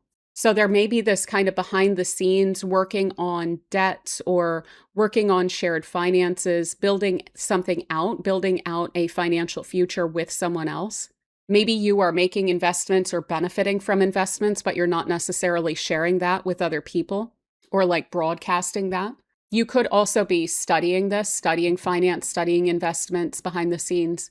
And there may be a sense of wanting to create financial independence that you're working on. And this is going to help. This is going to be really supportive with you understanding that and being able to get closer and closer to that. Now, you may also have some specific goals when it comes to like your everyday life or how you're wanting for your life to look like that you're also preparing for, that you're also sorting out behind the scenes. So a sense of either personal success or, again, just like what do you want for your routine to look like? What do you want for your everyday life? What do you want for what you are pouring your effort, your energy into? What do you want for that to look like? You may have a job that you are not that invested in, but also then behind the scenes be working out a different kind of a plan for yourself. This could also, though, look like in your job, doing a lot of really excellent research behind the scenes or just doing great work behind the scenes. That will be recognized, it will be rewarded, but you're probably not going to be like showing it off a bunch. If you are into divination or anything along those lines, energy work, spirituality, channeling, getting into like spiritual energies of any sort here, this is also going to help immensely with that. So, top line, if that's something you're working on, this is going to be incredibly conducive to that, to understanding maybe the tradition, to understanding the energies and how to connect with them and how to understand them and how to interpret what you are feeling. Again, this can also be like reading other people. And like I said, your intuition just being really on point when it comes to what is going on with someone else, clearing the air, clearing the energy. If you're studying even astrology, this would be really helpful with that too. Now, this is going to have different phases to it. For you, this may be a little bit less perceptible. I wouldn't be surprised if a lot of this kind of feels like you're working with the energy and you can feel it and you can see the results, but it's everything is so intangible in these houses. It may not be exactly clear all of what's going on from moment to moment with this, but what we do have here is this little RX that's next to Saturn right now. That indicates that it's going retrograde. Saturn is going direct on the front end of this transit. So it may feel like there is some consolidation when it comes to investments or your connections with others, some clarification around expectations with others. This could be it on the spiritual level. This could be a lot of study, trying to like actively engage, but maybe kind of needing to go back to the books and the drawing board with that and really work on internalizing what is being communicated, what you're connecting with. I wouldn't be surprised if there's even a sense of like unfinished business from someone beyond that seems to be kind of pushing you in this direction as well, if that's at all relevant to you. But Jupiter going direct in your 12th house, trying to prioritize, trying to create more time and space for you to be able to spend in your inner world in private. You may be kind of creating a sense of sanctuary around this time and pushing forward on that. Now, around December 12th, 13th, both of these are going to wind up switching direction. So Saturn will have pulled back and it'll station to go direct. Jupiter will have moved forward and it's going to station to go retrograde at that point. And then you should be really feeling a lot of the rewards. You should be feeling a lot of the payoff internally when it comes to the sense of sanctuary that you've created, that getting in touch with your inner world, being really enthusiastic, taking rest, prioritizing well-being and healing and all of that. Saturn going direct could indicate when it comes to like investments and things like that, becoming more clear on the direction, the momentum maybe of certain investments and what that's going to wind up looking like. If that's something that you've been studying, that could look like actually making some investments at that point. There could be, if there's any sort of a windfall involved here, inheritances and things like that can show up. Settlements can wind up showing up in the 8th house. It may feel like there's some momentum there. So there could be an actual payout there that's creating the opportunity for you to spend more time just in privacy or working behind the scenes on your own projects as well. There may be some resources coming in that are going to be able to help you with that. Also, if you have been supporting someone, be it emotionally or materially, that should also indicate a switch along those lines to where maybe they are able to hold things up a little bit more. Now, in April, then Jupiter is going to station to go direct as well. And then both of them will be direct from April to July in these houses. And you should feel like there's a huge amount of momentum, a lot of gaining steam. Things should feel like they are progressing smoothly, like there aren't any more hiccups in this area. You should feel like there's a lot of clarity on what is getting created, what you're working on behind the scenes, on the fact that you are going to see results. The progress should be quite evident by that point. You may feel like your health, your energy is quite solid as well. And you may even be comfortable at that point because that's going to happen at like 27 degrees. So very shortly after that, then Jupiter hops into your first house. And you may actually have been working on something quietly, diligently, perfecting it, that you will then either very strongly prioritize. So this could be like, okay, this is now my top priority is my personal projects or these like private things that I've been working on, healing, or specifically something that you've created behind the scenes that you are then comfortable with showing off as that Jupiter winds up moving into your first house and sharing with others, bringing out into the light. And that would also indicate getting a lot of good feedback for what you've been doing as well. Now, I want to point out a different date, which is this is part of the Jupiter Saturn cycle. This is kind of the best part of it, where what we are aiming at, our medium and long-term plans, our ambitions, our sense of success, the results that we're seeking in a very big picture kind of a way, where this is coming into fruition, this is coming into blossoming and flourishing at this point. Certainly through a lot of tenacity, through a lot of very realistic optimism, through a lot of strength and independent action and belief in yourself with in these houses and in these signs. But what this points to is that what's coming into fruition was a seed that was planted back in December of 2020 when we had the conjunction of these two, the Great Conjunction, which was on the winter solstice in 2020. So looking back to then, was there a little spark? Was there a little moment of, wouldn't it be nice if XYZ? That seemed kind of far-flung, kind of far-fetched, maybe even just far off in terms of, well, we'll see if we get there, but we're talking really long-term, goals here. So maybe don't, get your hopes up too much about it back in 2020. This would be you seeing a lot of progress when it comes to those goals. So that becoming a reality and now seeing that it can be real, seeing that you can follow through on that and that there will be the results that you're seeking, or at least something very close to that.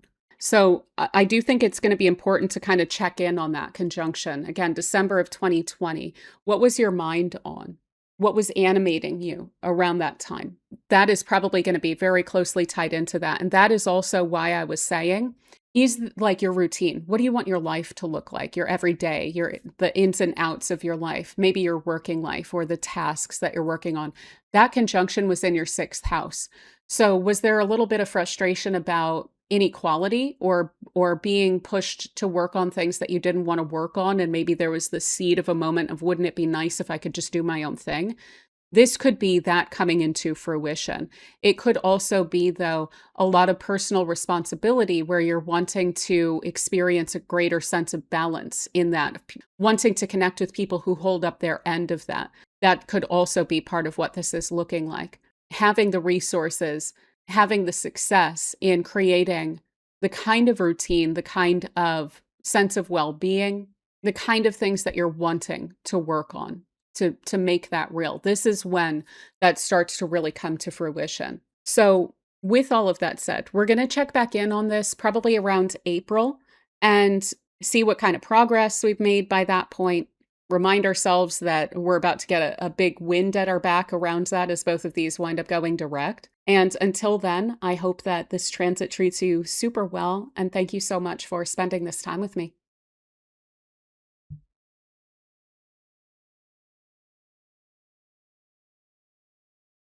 All right, so for Libra, we have the trine between Saturn and Aries and Jupiter in Leo forming between your 7th and your 11th houses. So this is pointing to a lot of potential for success in your collaborations, in social leadership, in the very strong impact and impression that you are able to make on other people. So Saturn here is in your 7th house. That has a lot to do with other people directly. It tends to be one-on-one connections. So partnerships, be they business partnerships, romantic, close friendships, client relationships, even contractual relationships can show up here. And Jupiter is up in your 11th house, and this has to do with your social identity, with the groups that you belong to, with networking, collaborations, group projects, people who are able to give you a leg up, who are pretty beneficial to you, as well as hopes, dreams, and aspirations. So this is all really, again, pointing to leadership skills that are going to come in very important in all of this. It may actually be a major part of what you are creating for yourself around this time is a really excellent, very competent reputation for yourself that's going to stick with you for a while based on how you're handling things during this period of time, during this year. This could certainly point to projects that you're working on directly with others. So this could be teams, so it could be professional teams. It could be friends though, or like business partnerships. If you have a business plan that you are focusing on with people that you know, or if there is like a community thing that you're trying to organize with people that you know, working with others is going to be a big part of this. You may even find that you're more in touch with your people leadership skills during this time than you typically are. So that should feel somewhat easier. Now, Saturn is going to require some level of discipline, dedication, effort, and that is in that place of other people. So sometimes that's going to literally show up as how other people are, which could be like laying out what's expected. So, for instance, if this is clients, these might be somewhat demanding clients, but the fact that this is harmonious with Jupiter up in your 11th also indicates that they're rooting for you, even if there are some like, tall orders in the mix here, even if there is a lot expected from you. It's not trying to set you up to fail. It is out of a sense of belief in what you're capable of and how you're able to help them. It also will definitely be a boon to your reputation to meet those expectations. Now, maybe it's not clients, maybe it's people like business partners or colleagues. Now, on the flip side of that, in the way that sometimes planets that are transiting through the seventh house literally show up in other people, like as other people, this does also point to them being relatively dependable, able to have expectations be cleared with them. So there's not necessarily going to be a bunch of goalposts that are moving on this side. The parameters basically of your relationships, your partnerships, what's expected of you and others should be pretty clear. And that's a great foundation to work with. Now, Jupiter in your 11th, again, this is people who are of benefit to you. So there's also going to be a lot of support if you do need to delegate, if you need to call on help from others as well to make sure that everything is getting done. You should be able to do that. People should be very willing to help out. But in addition to that, kind of embodying that Jupiter on your own of bringing a sense of optimism, bringing a kind of can-do attitude, a cheerfulness, enthusiasm about the projects, about the results, about, collective outcomes is going to be really excellent. If you can lean into that, that's going to go a really long way with this as well. So believing in what you're doing collectively. And again, this doesn't just have to be in a business partnership way. This can be in your community. This could even be with a romantic partner, like long-term plans that you are setting out with a romantic partner. What are your aspirations, your hopes with them, and building that out. So for instance, this could even look like if there's a dream between you and your romantic partner to go and live in some other place and like buy some property and retire or something like this. This would also be very helpful to that end. And they would also be taking that very seriously and should be holding up their end of that whole situation as well. Now, they may take a little bit more of a realistic or down to earth, or maybe even a little bit more of a pessimistic view, but you bringing some optimism to the situation, regardless, is going to be very helpful. You may be able to see opportunities that they're finding a little bit more difficult to grasp. This is also just going to help a lot with gaining momentum, with things moving along.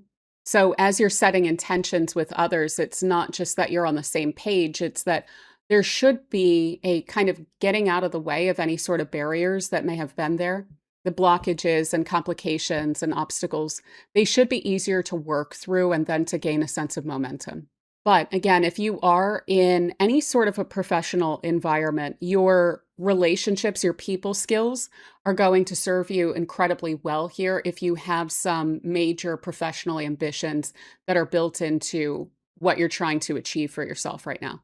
So this could even be like how you're wanting to be taken seriously, wanting to be seen as competent, wanting to be seen as a leader and as an authority, and having that become quite visible, having that pay off, having people therefore able or and willing to give you that leg up.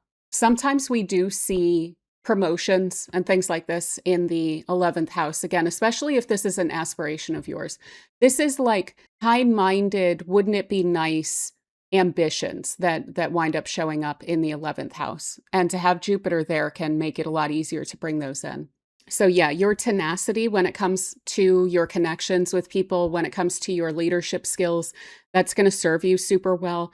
A sense of optimism that is realistic. Of course, this isn't really about getting way out ahead of our skis. It's about steady growth, understanding what the circumstances are that you and others are working with, but being able to finesse those to get the best results out of them.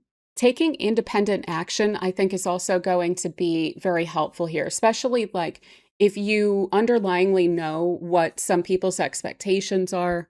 Again, I wouldn't necessarily say like to just totally go your own way with this in social houses. It will be kind of important to know where others are and what their expectations are and to kind of respect that. But these are also very independent signs.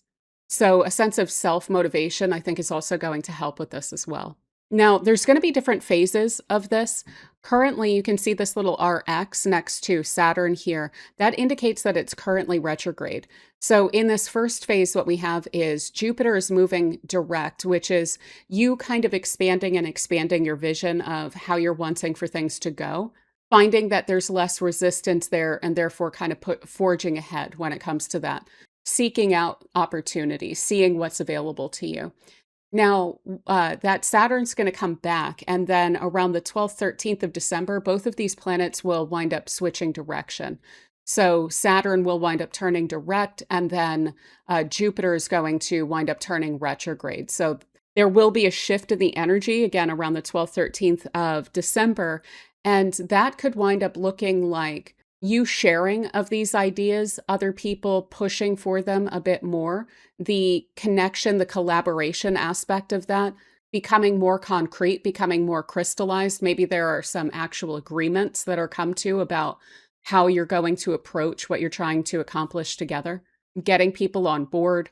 And maybe with that Jupiter in retrograde, that will require a little bit of revisioning or a little bit of compromise on what the aims are. But what's interesting then is that they'll line up again at 17 degrees in April. Jupiter will still be retrograde, but it's going to be just on the cusp of going direct by that point.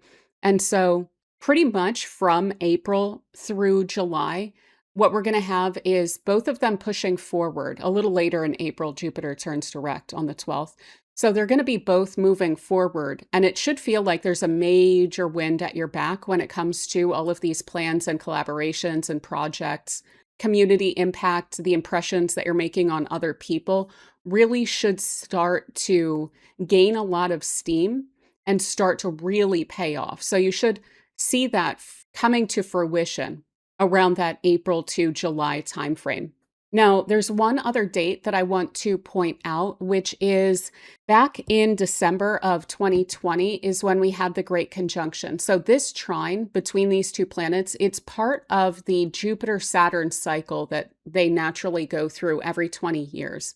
This is a particularly lovely part of that cycle because they're working together. They're also really pursuing a sense of growth toward a goal that is still coming into fruition. So it's still building out from the seed, but it is gaining a lot of momentum in that. So this is happening on kind of the social front here. But what's interesting is the conjunction between them happened December 2020 at around 0 degrees of Aquarius, and that's in your 5th house. What's super interesting about that is that a lot of what you love shows up here, a lot of passions, pleasures, your connections with loved ones. Also, your uninhibited, authentic self shows up in the 5th house. So there could have been a lot of working on getting more and more comfortable with yourself and showing up and being seen for who you are and not needing to worry quite as much about the restrictive social expectations that sometimes can hold us in or hold us back. So you may have been really getting to know yourself in the intervening like 6 years or so since then. And that may be what's setting you up now to be such a leader for others. So again, there may be something very authentic about your leadership skills here, something very human. It's not really about following convention. Sometimes these fire signs can also be quite innovative and can really like push the envelope. So there may be a major factor of that in here. That said, the thing that I had mentioned about like maybe there's a plan that you have with your partner about like a life that you guys are wanting to create for yourselves and some long-term plans or goals around that. The fifth house can also emphasize that. So this could be a major passion of yours that started as a spark at that point and that's been fueling you, that is starting to really come into fruition now. And maybe you and someone else are recognizing that you have those similar goals. And so you're able to kind of help each other to achieve them around this point as well. But yeah, I would recommend looking back, just kind of consider, especially around the end of December of 2020, if there was something that was on your mind, but it seemed kind of far-fetched or it seemed pretty far in the future, this is when that starts to really bloom. But yeah, I think that for now, that is a lot of what I have for you, Libra, around this. We'll touch base on this again, probably around April, just kind of remind that this is going on, check in on everything. And until then, I hope that this transit treats you super well. And thank you so much for spending this time with me.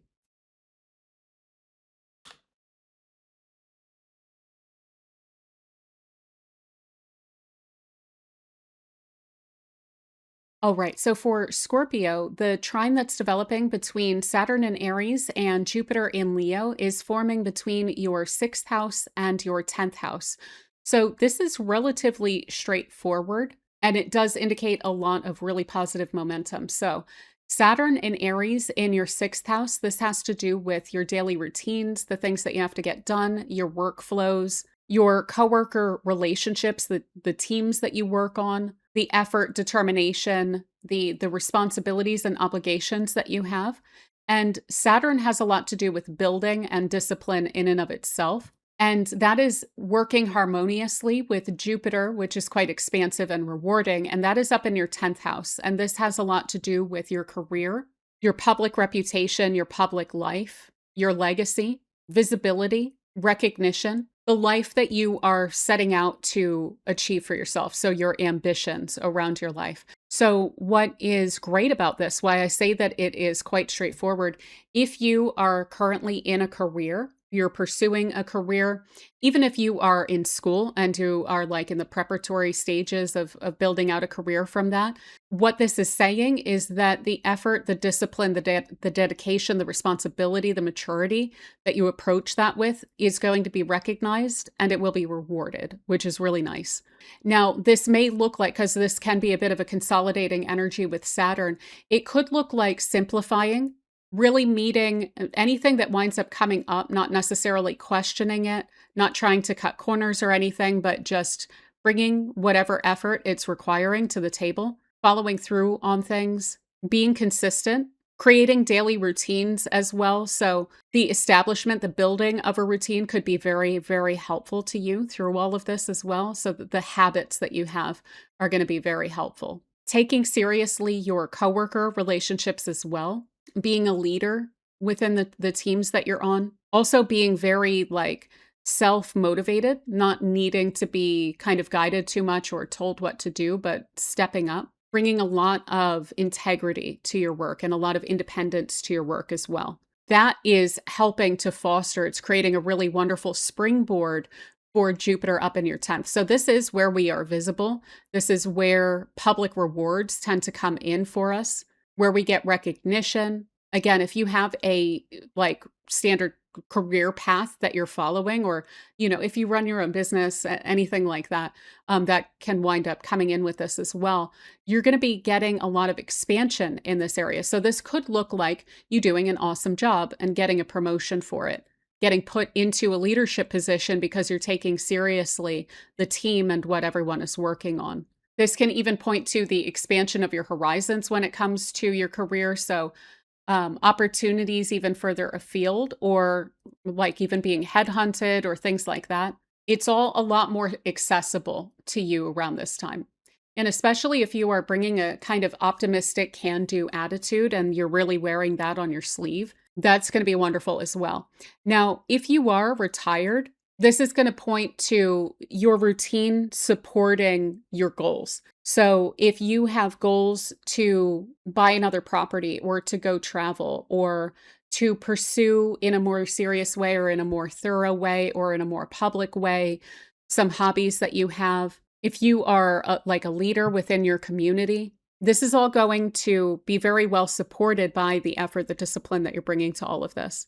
So if you feel like you've been kind of floating through day-to-day life and you feel like maybe your time is a little bit askew, clarification, simplification of your routines, maybe even a little bit of delegation, working with others on things, this should open up more opportunities for you as well.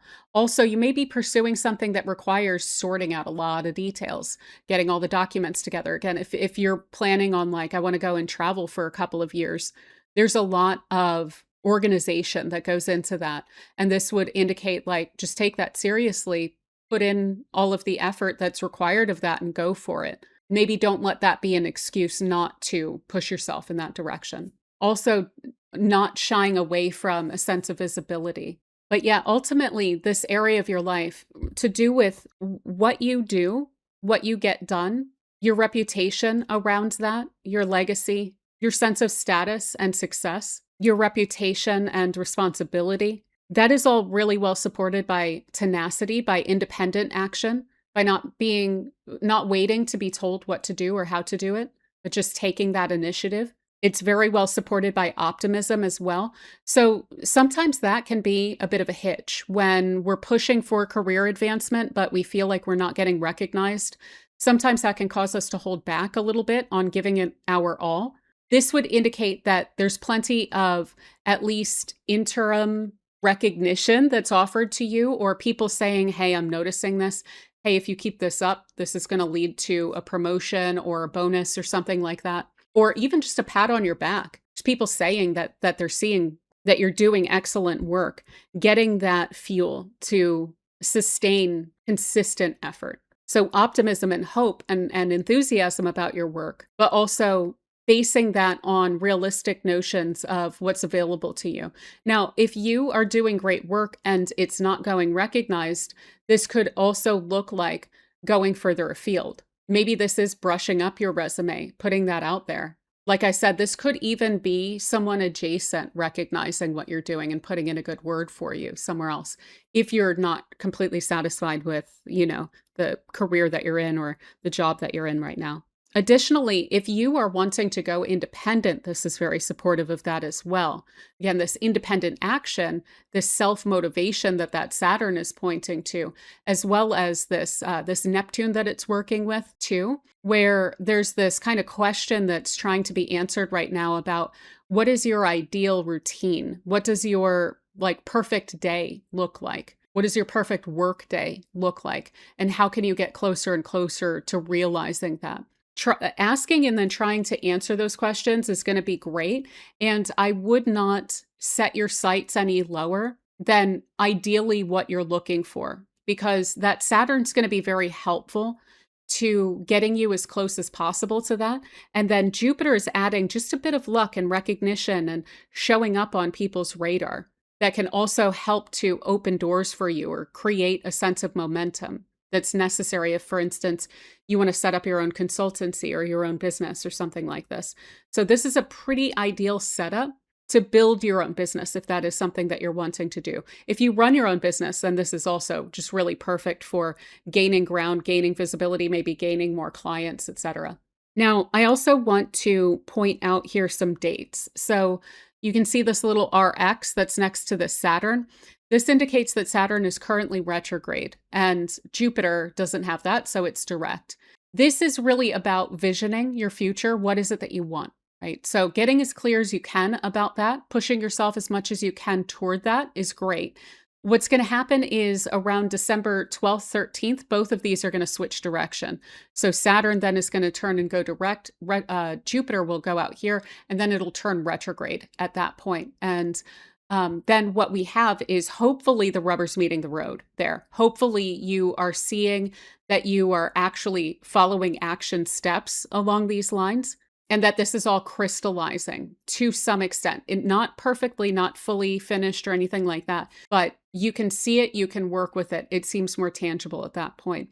Now, around April, then they will trine each other perfectly again. But then Jupiter is also going to turn direct. And from that point, we have both of them moving direct in these places. And it should feel like there's a huge wind at your back. That's even then going to build further until about the 11th of July of 2027, when they will again perfectly align each other, but they're both direct. And so it should feel like you have realized a lot of these plans, and there's a real ability to continue with that momentum and push yourself forward. One last date that I want to point out here is actually in the past. So Saturn, Jupiter, this is actually part of a cycle between these planets. So this is a particularly lovely part of their cycle to each other, where Jupiter has gotten ahead of Saturn and it's making a very friendly, supportive alignment. So building out those goals, building up that momentum. But this is building up from a conjunction that they had, which is really the seed moment around all of this. And that happened around 0 degrees of Aquarius. And that was in December of 2020.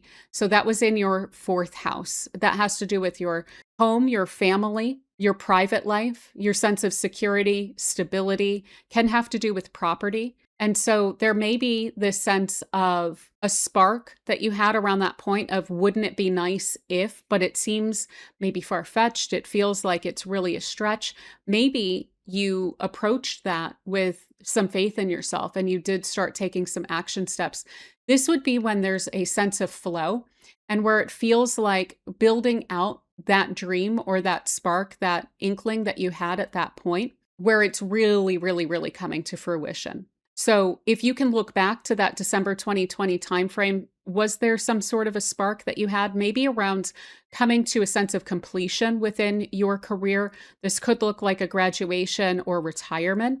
This could look like closing out a career of working for others and now going independent. This could look like an aim to work from home or again, work independently. This could be family goals that are now kind of tied into your career and what you're doing. This could be family goals as in like if you are retired and maybe you are a grandparent and this is something that you were really wanting to prioritize, you may find that you're really able to step into that role more fully now. So yeah, looking back to that point, maybe this is property that you wanted to buy or sense of going after your really true dreams. That is getting seated around that point in the 4th house. So yeah, think back to that time. Was there some sort of a seed that you planted that is kind of coming to mind in some form or another around this point? That's what then is really going to wind up blooming and gaining a huge amount of momentum in the coming year. But yeah, I think that that is pretty much what I have for you for now, Scorpio. We're going to wind up coming back to this probably around the April timeframe. I'll remind us that this is going on. We'll check in on it. But until then, I hope this transit treats you super well. And thank you so much for spending this time with me.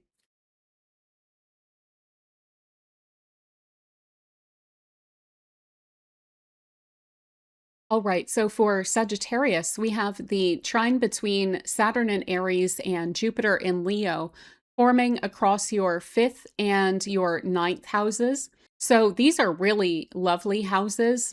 You may actually have the best setup of anyone because all of these are trine to your 1st house. So basically, these are houses that are extremely supportive of you and your personal goals and your life. Now, Jupiter is working very straightforwardly. Jupiter itself is quite expansive. It brings in a lot of knowledge, wisdom, experience. It wants to seek growth, and it's up in the 9th house, which is also supportive of a lot of these things, of expanding your horizons, your life experience. Travel and higher education can be very literal manifestations of this, but it's really about personal development, personal improvement. This can also broaden your sense of opportunity or your sense of your place in the world. It can also wind up pointing to teaching or mentoring or publishing, stepping into some of those roles where you are disseminating your ideas about things. Now, that is in cooperation here with Saturn, which tends to bring a lot of responsibility and discipline and effort. It is the builder of all of the planets, so it creates a lot of strength and stability. foundation from which we are able to spring forward as Jupiter brings us. So that being in your fifth house, this is the place of your self-expression, your creativity, your pleasures, your joys, all of the things and the people in your life that you love. This can also be the place of children. So this is really going to create a huge amount of momentum for you. A lot of the opportunities that are going to be available for you to grow, to expand, to take on new horizons, new projects. This could even be thrusting you into some sense of visibility as well. That is all very supported by your discipline and taking seriously your expression, how you feel about things, following your heart, being willing to do the hard work that that entails. So what do you ideally want for your life to look like? By clarifying that for yourself and being willing to take the steps on a personal level that you need to in order to be ready for growth, that's going to really support you a lot. So you can see how this is all very supportive of any sort of personal goals for expansion that you may have, especially long-term expansion and a sense of like maturation and pushing yourself to the next level. This is also incredibly supported by your own tenacity, your own willingness to reach further, your optimism about, again, the opportunities that are available to you if you just expand your horizons a bit more. You push yourself outside of a comfort zone, you're likely to find that there is a whole lot out there for you. But being very realistic about the effort, the determination, and the discipline that that is going to require for you. And also, again, that clarity around what do you truly want. This is also going to be very supported by independent action. So if someone isn't necessarily holding the door open for you, you may need to push yourself. You may need to go looking for those opportunities to build them out yourself. This could be even around like creative hobbies or interests, fascinations that you have that you've wanted to pursue, but maybe you haven't been exactly clear on how to bring them more into your life or how to reach for them. This is about getting really serious about finding all of those opportunities and creating them. So yeah, as I have listed here, learning or teaching, mentoring could wind up playing into this a lot. So there may be literal educational opportunities available for you to pursue as in learning and pushing yourself in that way that I would really recommend. You may also have a teaching opportunity open up to you because of the discipline that you have put into what you find creatively inspiring. Now, this doesn't have to be like art. This could be entrepreneurism. This could be business that you have created for yourself, and now it's time to push internationally, or now it's time to teach some of the tenets of that. And publishing can wind up coming up in the ninth house as well. And there's a lot of flow. There's a kind of smoothness to all of this, to the expansion here for you. This is also very supportive of pushing beyond what you already love, using that as a springboard, your natural talents, your expression, your own interests, using that as a springboard to open greater horizons for yourself. So I'll give you a specific example here. Maybe you are a musician, and that's something that you have always taken very seriously. You've been very dedicated, you've been very disciplined, and there is an education opportunity like a program or something that is available that's opening up, and you're not quite sure whether you should really push that or whether that's actually going to create a sense of growth for you. This would be very supportive of rewarding and benefiting the discipline, the effort that you're already putting in that area to open up new horizons for you. And that could wind up expanding a lot. Like the people that you meet could wind up somehow enabling you to pursue this as your career. Or it could be an opportunity then to teach that and literally just directly make it your career. Whatever it is that you love and that you're really wanting to pursue around this time, and if you're at all not clear about that right now as I'm talking, I would say this is what lights you up. This is what would really be ideal for you. Learning as much as you can about that and creating the time for that, prioritizing that is going to be an important part of this as well. And through that, you should gain more and more confidence to push that further and further. And as I have here, I think this is also going to be a very important thing for you. Sometimes in the fifth house, we see risk taking. Saturn is there. And so if you are very serious about, or you take very calculated risks here, that could really set you up for a lot of long-term sustainable success going forward too. Now, I want to kind of clarify right now, Saturn is retrograde. That's what this RX means here. Jupiter is direct. So this is really about pushing your mind, pushing your notions of what's available for you, not playing small, and kind of encouraging yourself and trying to take some steps. Maybe this is learning what, programs there are or whatever, talking to people more about that, reaching out to, different colleges or things like that, putting your resume out there, etc. Exploring maybe areas overseas that you would want to live, whatever it is for you. This is about exploration there. Saturn is consolidating the effort that you've put in, the discipline that you've put in. In December, on the 12th, 13th, both of these will station and turn different directions. So Saturn will station direct, just as Jupiter is stationing retrograde. And so at that point, it's about kind of the rubber meeting the road and pushing yourself. So especially creatively, but again, creativity doesn't just have to do with art. Whatever this is that you generate, that you love, pushing with when it comes to that. And then feeling a sense of reaping a lot of the rewards for opening your mind, opening yourself up to new opportunities. So there could be some major clarification. You may be like kind of pushing yourself now in a very concrete way in that direction. Around April, then Jupiter will finally turn direct as well. And then they're going to be from April into July, they're going to be both pushing as like a wind at your back. So you may feel like a lot of the missing pieces are finally falling into place, and you may feel like there's this kind of rush of opportunity that's flowing in and that you're able to create and that you're able to again, very concretely pursue at that point. Additionally, I want to point out a different date, which is that, so this is part of the Jupiter-Saturn cycle in the sky, right? So this is the first trine that they wind up creating for to each other. So it's the first major aspect of momentum between them. Where they were conjoined was in early Aquarius, and that happened in December of 2020. So was there any sort of an inkling? Was there any sort of a glimmer of wouldn't it be nice of a long-term plan that may have seemed far off, that may have seemed even far-fetched, but that just kind of animated you in a way around that point? Maybe that is even something that literally has come to mind as I'm mentioning like what you should be pursuing here.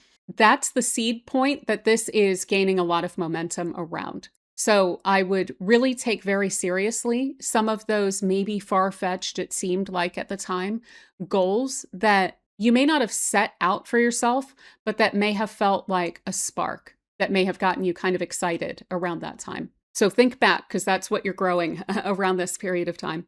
But yeah, I think that is pretty much what I have for you right now, Sagittarius. Again, this is incredibly affirming to you. You have quite literally, this is the best setup. If we're going to have a trine out here, you're going to want it in the signs that are in a trine to your sign as well. So I do hope that this transit creates a huge amount of success for you. We'll come back and touch base on this again, probably around April. And until then, thank you so much for spending this time with me.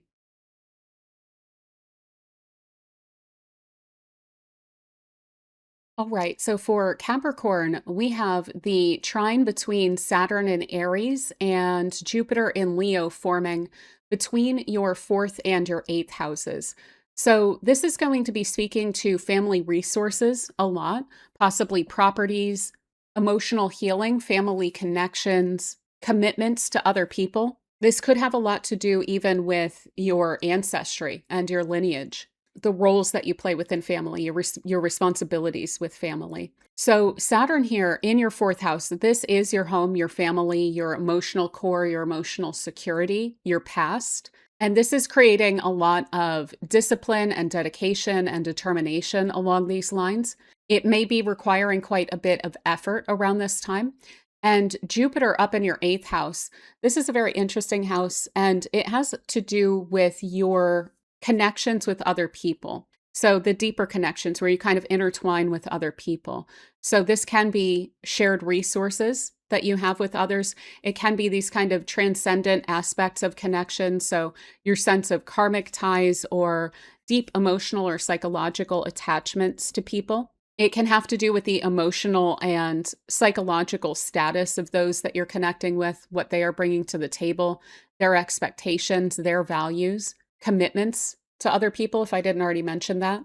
It can also have to do with people who have passed as well. So, on the one level, if you are doing any sort of lineage work or you are digging into your family's past, this is going to be really helpful to bringing a lot of clarity, a lot of insight to that. But this can also really speak to conditioning. So, with Saturn in your fourth house, this could be really taking seriously your past, your family of origin, the roles that you played within those connections, and how maybe that has impacted your attachment style and how you relate to others, whether you trust others, what your expectations are within connections. And this can also help you a lot with maturing along those lines, just through understanding yourself more deeply, taking your own needs more seriously, and then finding that people are very willing to meet you halfway when it comes to that. This can also have a lot to do with deepening your emotional ties to family members or people who feel like family, people who are very close to you. When it comes to your sense of emotional security, you should find that it's very possible to root that deeply in yourself, but there is this support outside of yourself for that as well. Now, that could be coming from like ancestors. It could be coming from like looking at all of the different circumstances that have led to you living this life of yours and taking that very seriously. Maybe having a lot of gratitude around that, feeling the sense of spiritual support, perhaps especially around any sort of family patterns.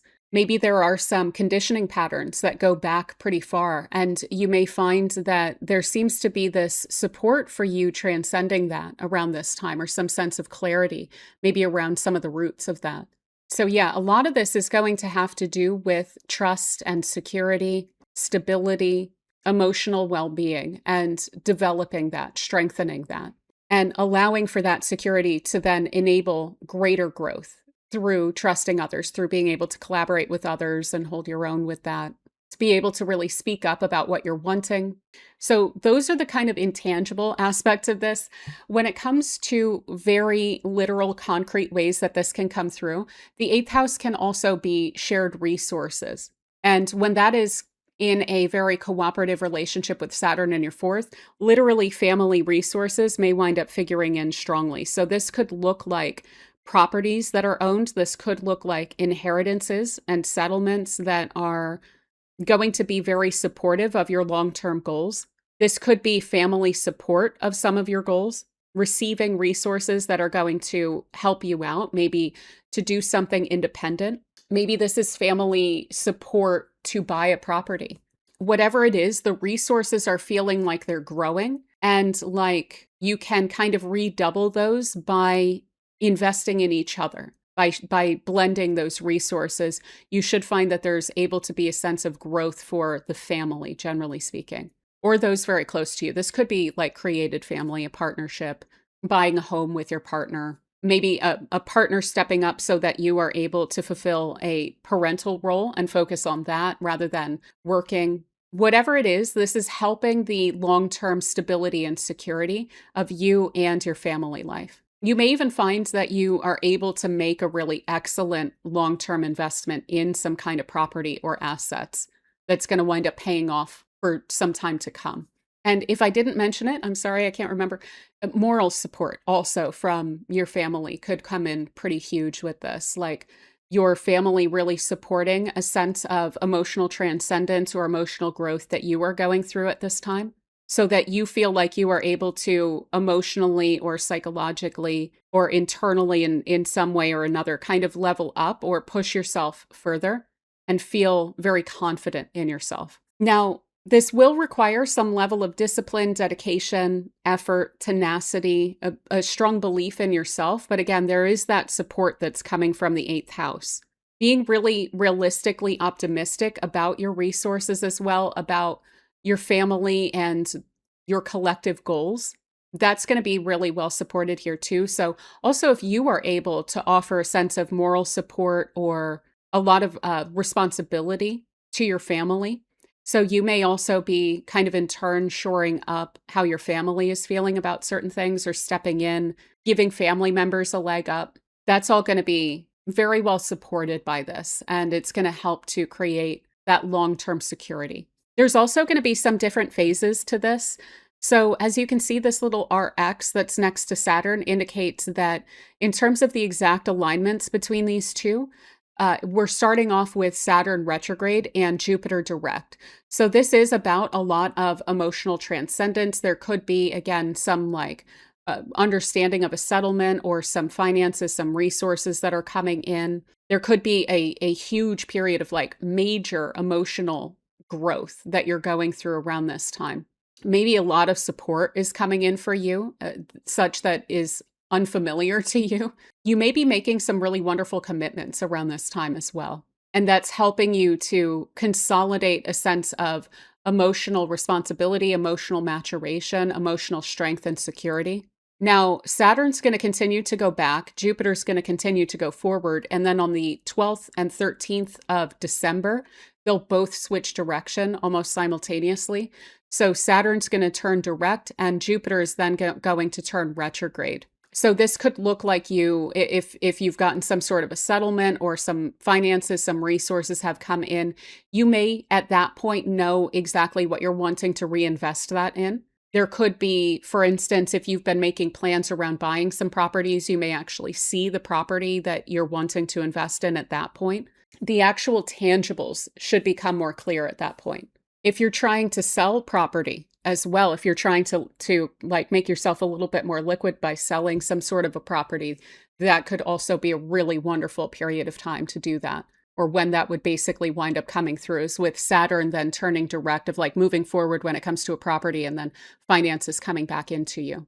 But probably right around that 12th, 13th of December timeframe, there's going to be a notable shift. Now, then when we get into April, we will have one of the perfect alignments, and Jupiter will be just wrapping up its retrograde cycle at that point. That's going to be on the 3rd of April, but just a couple weeks later, Jupiter actually winds up turning direct. And then from that point, from April into July, we have both of these are going direct simultaneously.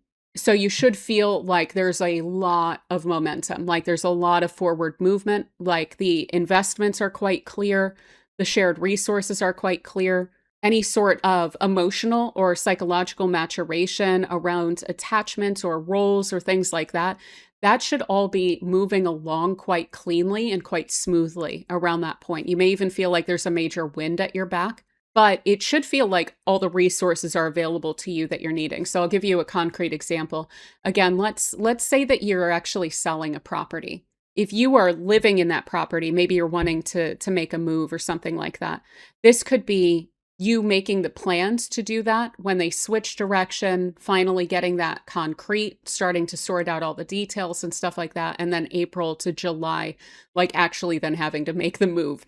And that can be a little overwhelming, but it can really feel like, okay, there's a time frame here that I'm working with. So there's this wind at my back. But again, keep in mind that Jupiter's out here in the 8th. So if you need to ask for help with any of that, if someone has a truck, if someone's able to help out in any way with sorting all of that out, you should have those resources available to you. So I wouldn't be shy to ask. If this is more of an emotional thing, if this is like working on your conditioning, this could look like, moving forward, trying to transcend, connecting spiritually along those lines, maybe feeling like there's kind of an ancestor that's reaching out like, hey, sorry for this pattern, you're able to grow beyond it. Digging back into that with it retrograde, once they switch direction, you could feel like you're making some progress on that front and like you are reaping some of the rewards. But then once they're both direct, you should feel like you're able to really move on from that and get a lot of the benefits and the rewards from that greater lightness of self and that greater sense of being able to call the shots for yourself, not be beholden then to that pattern. So there are going to be these different phases here, the kind of shifts in momentum and the focus. But I will also say that there's one other date I really want to point out, which is the conjunction of these two. So this is part of the Jupiter-Saturn cycle that takes about 20 years to complete. This is perhaps the best part of it because it's what we call the opening trine. It is where we are getting that momentum, where we're getting that fruition, that flourishing of the energies, the long-term plans, the sense of success. We're seeing that manifest now in a way that's very functional and that we're able to work with and get excited about. But this does all speak back to a seed moment that happened in December of 2020. The Great Conjunction happened in Aquarius at like 0 Aquarius, right around the winter solstice that year. And that was in your second house. So this may have had a lot to do with like financial independence or really wanting to uphold and live your values or having some sort of, yeah, any sort of like financial vision for yourself or a plan for yourself that required building up some resources.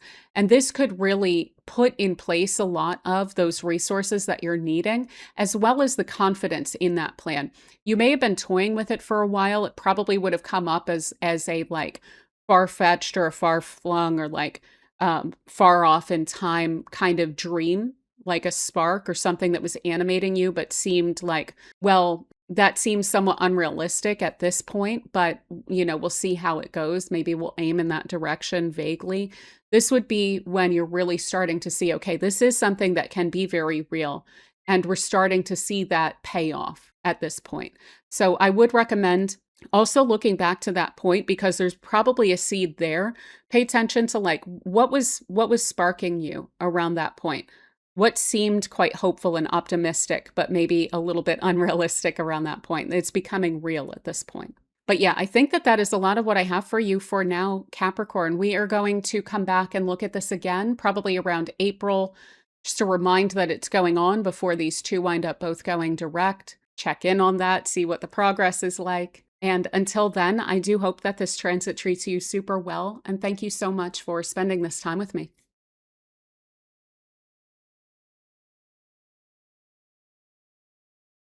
All right. So for Aquarius, we have the trine between Saturn and Aries and Jupiter in Leo forming across your third house to your seventh house.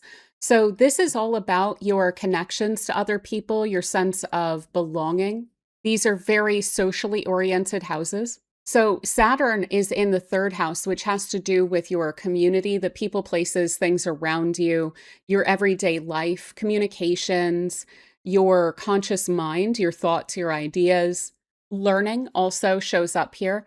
And Jupiter is out here in your seventh house, which has to do more with one-on-one connections. So these can be a little bit more, say, important or significant connections that you have with people who kind of feel like your other half. So partnerships tend to show up here, be they business partnerships or very close friendships, romantic partnerships, collaborators, people that you're working directly with, people that you're contracted with, clients. And this can also have a lot to do, though, with how you relate to other people as well. So a lot of what you're building during this time, a lot of this success that you're creating is going to be very socially oriented, and it's going to benefit a lot from, say, your people skills and your people leadership skills. So there may be some element of needing to get people on board with what you're aiming at here, needing to not shy away from connecting with others. There may even be an element here of literally building a community. So being a leader in that you are like trying to establish either a kind of working group, like a networking group or a community group. This could look like trying to organize some kind of event for people to come together around. Bringing people together is going to be an important aspect of all of this for you. So you may even be sizing people up in terms of who has the different skill sets that you're needing to accomplish some kind of a goal. There's a lot of planning, a lot of strategizing, a lot of figuring out time management, schedules, things like that, that's going to wind up going into this. And probably a lot of that will be your responsibility because we do have this Saturn in your third house. Additionally, there may be a little bit of bumps here and there when it comes to that.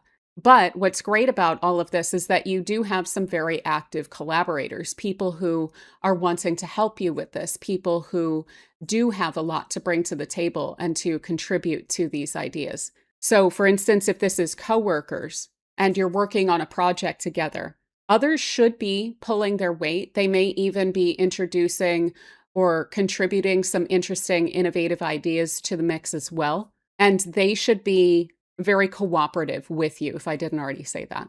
So they're basically trying to harmonize. Also, if this is client relationships and this is about you creating a reputation of authority, a reputation of competence and doing a great job within your community, it's going to be through fostering your connections with clients that's going to help to build that. If this has to do with a contract, this could look like the details of that becoming very clear or being very clear and having that contract to go quite well. But yeah, overall, it's going to be through your social connections that you're going to be able to forge ahead during these years. Communication is going to be super important, especially as clear as you possibly can be. There is also Neptune in the mix here, and that can be a little confusing. It's not the worst, and it's definitely going to be in a day-to-day level and even in a medium term kind of a level. It's definitely going to be kind of overshadowed by this very functional trine between these two. There may even be some like weirdly helpful miscommunications at times. Sometimes, we wind up getting ahead on a deadline because we thought it was sooner than it was. And then we have a moment that we would not have otherwise because we would have stretched our work out. Things like that could wind up coming into the mix here. But timetables, working with others, that should all be extremely functional as long as the communication aspect of that is being taken quite seriously.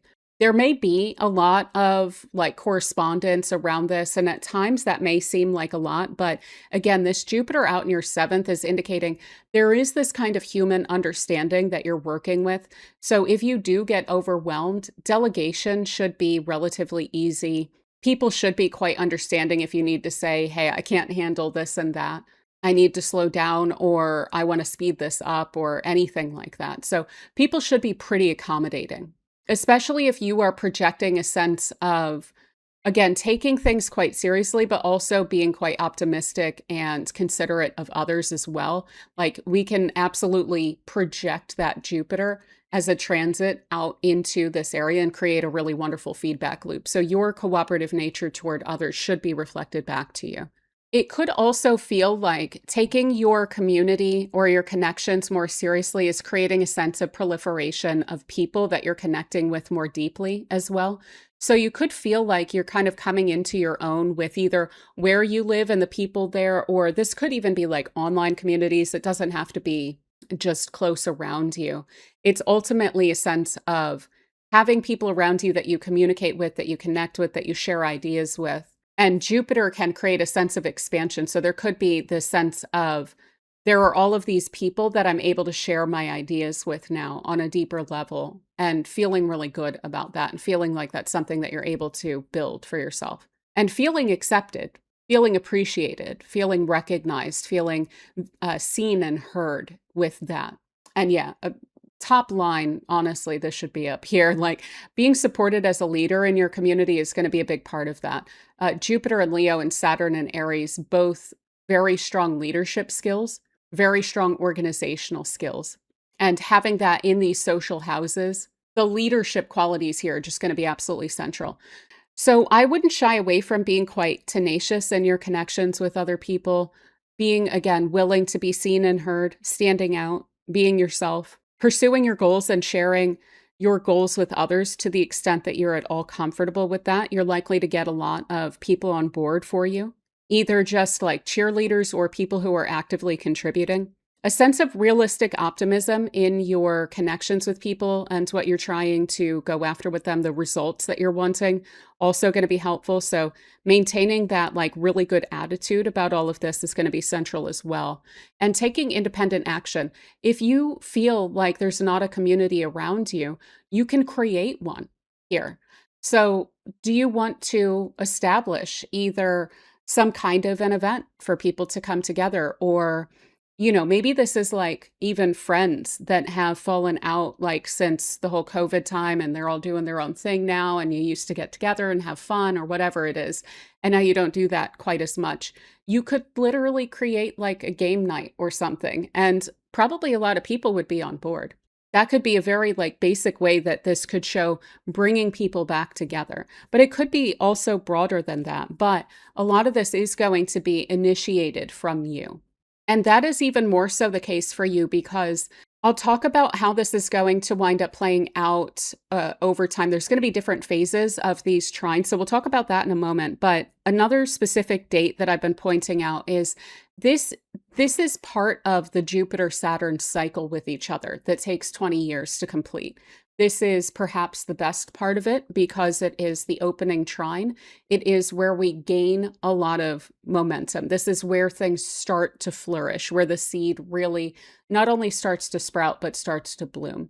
And so we're able to really see crystallizing a lot of the growth and the hopes, the optimism that we had, the spark that we had around something. So we can see that kind of come into reality here. But this is all going back to the conjunction that wound up happening. And that conjunction was in December of 2020, and it was at 0 degrees of Aquarius. So that's coming from your first house there. And that's very deeply personal. This is the house of you, your personal goals, your vision, your perspective on things, what you value, your sense of self-image, your sense of the role that you play. For instance, this could be you having decided that you want to be more authentic and therefore leaning into that and maybe coming away from some of your social connections. And now that you have done that, you're able to approach those social connections with a greater awareness of yourself and what you bring to the table. Again, your own tenaciousness and leaning into that rather than worrying so much about, say, social expectations and fitting into people's boxes and so forth. But this could also be a little glimmer of a spark that you had around a personal goal. Wouldn't it be nice if, but it seems so far off or it seems so far-fetched. Kind of an idea that you may have had that may have been planted around that December 2020 time that this trine is going to be speaking to now. But it's also now, because it's in these social houses, going to be bringing in collaborators. So that's something that I would definitely recommend keeping in mind, is that the independence of action here for you is quite emphasized because of the fact that that conjunction wound up happening in your first house. But let's talk about the phases of this. So you can see this little RX next to Saturn here indicates that it's currently retrograde. So we're starting this series of trines off, the exact trines, with Saturn retrograde and Jupiter direct. So this is really about putting yourself out there, being jovial, being genial, being optimistic, being cheerful, lifting people up, saying nice things with other people, connecting with others, and overall just being optimistic about the response, the feedback that you're going to get. And possibly, again, sharing your ideas with specific other people that are trusted and getting some excellent feedback. So your vision is very much supported outside of you right now, but you may be early on here kind of in the visioning stages or in the planning stages, seeing who's going to get on board. Now, around the 12th, 13th of December, both of these planets are going to switch direction. So Jupiter's going to go out and it's going to turn retrograde, and then Saturn will have moved backward and it will then turn direct right around the same days. And so that's going to be a period of time where there's a pretty seismic shift there, where now it's about the rubber meeting the road. Now it's about concretizing those plans into reality, getting the ball moving, creating the schedules, laying out, this is what we need to do to make this happen, and forging together on that. So yeah, you could see something kind of come into concrete form around that December timeframe, and then just kind of building and building and building that out. While Jupiter is going retrograde, there could be a lot of communicating and then going back and forth on ideas and things like this, seeing who's really serious about things, etc. But then in April, we will get a trine between them just as Jupiter is wrapping up its retrograde cycle. But even more important than that, April on the 12th is when Jupiter turns direct. And then we have this period of time from April to July where both of these are then moving direct together. And that's when we're really going to see a lot of the blooming, the flowering of what you're working on just start to flow, right? So this is when you should start to see a lot of these plans, the community connections, any sort of events or collaborations really start to pay off is and really start to be clear that it's realistic and that it's moving forward around that April to July timeframe. And then it's just going to be up to you to maintain that momentum into the opposition, which will be, I think, 2028, 2029 timeframe. So yeah, a lot of momentum here on your collaborations, on your community connections. You're definitely going to be seen as a leader. So feel very free to step into that role. Even if it's a little overwhelming at times, people should be very understanding, and you don't need to be more than human. So the more that you can kind of give yourself that leeway, I think, the easier that stepping into those roles may be. But yeah, I think that for now, that is a lot of what I have for you, Aquarius. We're going to check back in on this probably around April, see where we're at with it, remind that it's going on. And until then, I hope that this transit treats you super well. And thank you so much for spending this time with me.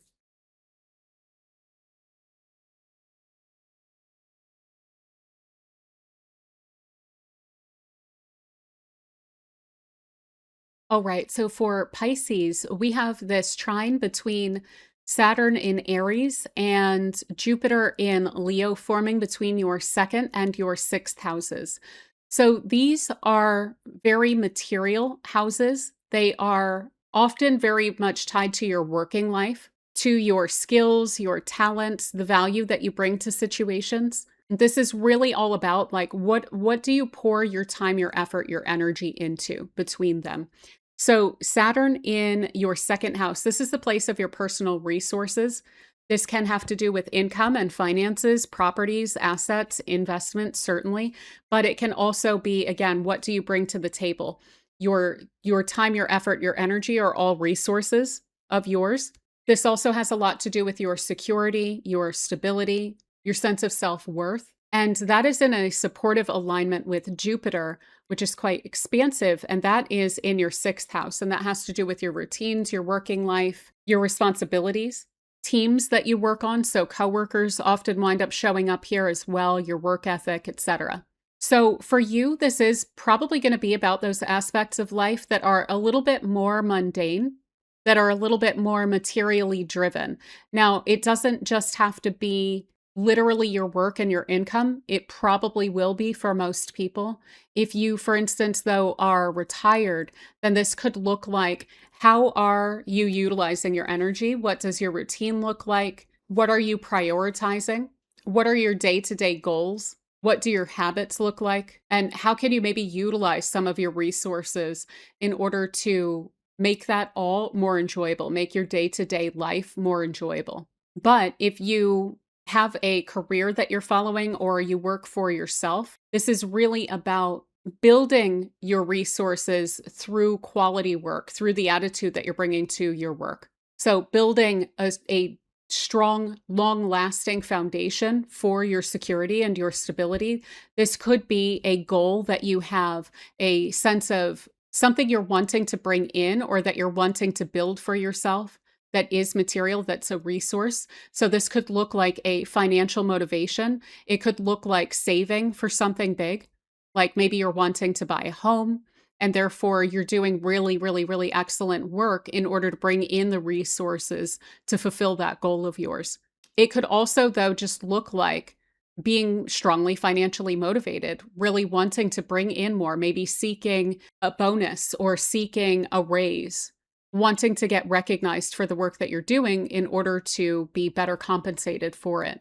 This could also look like really perfecting like your skills and talents. That's something that spans across both of these houses, and really putting a lot of effort into building those out, into expanding those. So this could even look like bringing on new skills, learning about different programs or different areas of expertise that are going to wind up bolstering your earning potential. Now, also, I mean, this doesn't just have to be financial either. This could be about what do you really value? What do you really want to prioritize, and taking that very seriously? And also, with that being in Aries, being able to call the shots with that, being willing to say, it's not about keeping up with the Joneses for me. It's about maybe doing what I love, or being able to have the time to spend with those that I love, or being able to be more financially independent, to not rely upon needing to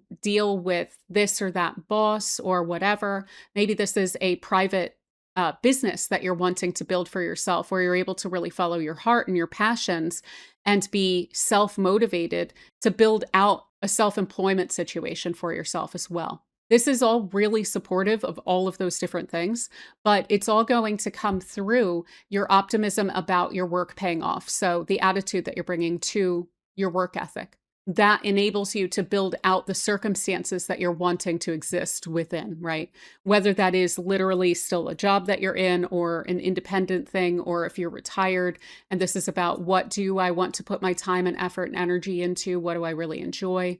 Being really clear with yourself about what you're truly wanting for your material life to look like, I think is going to be really important here. Not forgetting all of the heart that goes into that, the emotional and the kind of spiritual inspiration that's necessary to keep us striving, to keep us growing, to keep that momentum going. So yeah, what is it that a better, more efficient, more fulfilling routine looks like for you? How do you make your day-to-day life more enjoyable? This is going to be something that's very possible for you to build out, especially by consolidating and simplifying the expenditure of your time and effort and energy, taking that really seriously. I hate to say it, but maybe this even looks like, where are there those little energy leakages, like scrolling or things like that, or worrying about what other people think? It is your life, and you're really able to call the shots about what you're wanting that to look like. So getting clear on the vision, I think, is going to be especially important with this first alignment. And also being very willing to prioritize your personal wellness. So again, this isn't just about finances. For some, maybe it's going to be a lot about that. But even in that case, it's still like feeling adequately compensated, feeling fairly compensated, and not pouring your energy into something that just feels like a drain. So prioritizing your wellness, prioritizing what you really care about, that will wind up boosting your productivity, and that's going to wind up boosting your confidence that you should be compensated either better, or that you should be able to pursue something that feels more right for you. If, for instance, maybe that looks like going independent, or compartmentalizing your working life so that you have the time to do what you really love as well, and to make that also a big part of your routine. A lot of this is going to require quite a bit of tenacity, pushing yourself, being very confident in yourself, a willingness to foster and pursue growth, to push yourself outside of comfort zones as well, to maybe do some things that you haven't done before. This could be as well about like pushing yourself into leadership positions within team situations. So like with coworkers, really standing out. It's definitely going to require a lot of optimism, but also then the discipline, the dedication that comes with that as well. Ultimately, though, this is going to create a huge amount of momentum that you're able to follow through on, and a lot of potential here for lasting material success, and an ability to create a routine and an everyday life that's truly enjoyable for you as well, and that feels like it's very life affirming to you. So this is going to build out in kind of different phases. So I want to lay that out quickly for you as well. As you can see, this little RX that's next to Saturn here, this indicates it's retrograde currently. Jupiter is direct. So right now it's about, what does your ideal day look like? What does your ideal routine look like? Trying to take some steps to that end, and then figure out, what kind of effort is that going to require? What kind of dedication is that going to require? Now, around the 12th and 13th of December, both of these will wind up turning directions. So Jupiter is going to station retrograde there, and then Saturn is going to station direct. So at that point, it should be a lot more clear as to what resources you are needing to utilize in what ways in order to push yourself ahead on this. So it should start to look more concrete at that point, or even by that point. And that's something that I would kind of use as a checkpoint to make sure that you're still on track with all of this. You should be realizing some of this around that time. Now, if, for instance, this is like you are in a job, but you want to create an independent work situation for yourself, this would look like maybe having the materials, having a sketch, like an outline of what steps am I going to take toward this, and then having taken some steps to that end. Now, in April, we're going to get a final alignment. Jupiter, or we're going to get the second alignment, I should say. Jupiter will still be kind of retrograde at that point, but it's going to be about to turn direct. And then from about April to July, we have both of them direct. And that should really feel like you have the wind at your back, like there's a huge amount of success, like things are really rolling at that point. The momentum is kind of taking care of itself as long as you are following through on all of this. And that winds up then perfecting around the 11th of July of 2027, later in the degrees. And from that point forward, it's really up to you to kind of maintain that momentum going forward. Now, I want to point out one other date here, which is that this whole thing, this is part of the Jupiter-Saturn cycle. This is one of the nicer parts of it.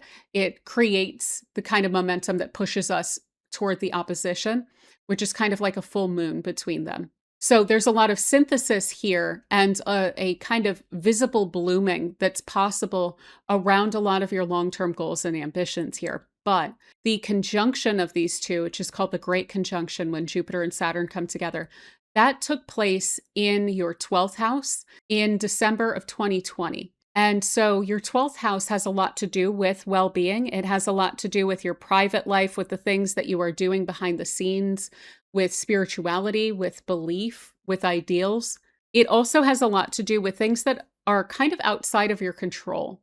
So there may have been a little spark, a little wish that seemed to come through around that time that was quite ambitious. It may have felt a little bit far-fetched. It may have felt kind of confusing as to how you would even go about creating something like that or pushing toward a goal like that. Maybe it was creative or imaginative, and maybe that's something that you've been working on quietly behind the scenes, or maybe it's something that you've just kind of kept in your heart as a wish since that point. But that is probably going to wind up playing into what this trine is about as well. So I would recommend kind of looking back to, was there a little spark around that point that is coming to mind when I'm mentioning what you might want to be pursuing when it comes to your routines and your time and your effort and your energy, and how that's getting applied and how it's getting compensated, and your resources and your day-to-day life and what that looks like and everything.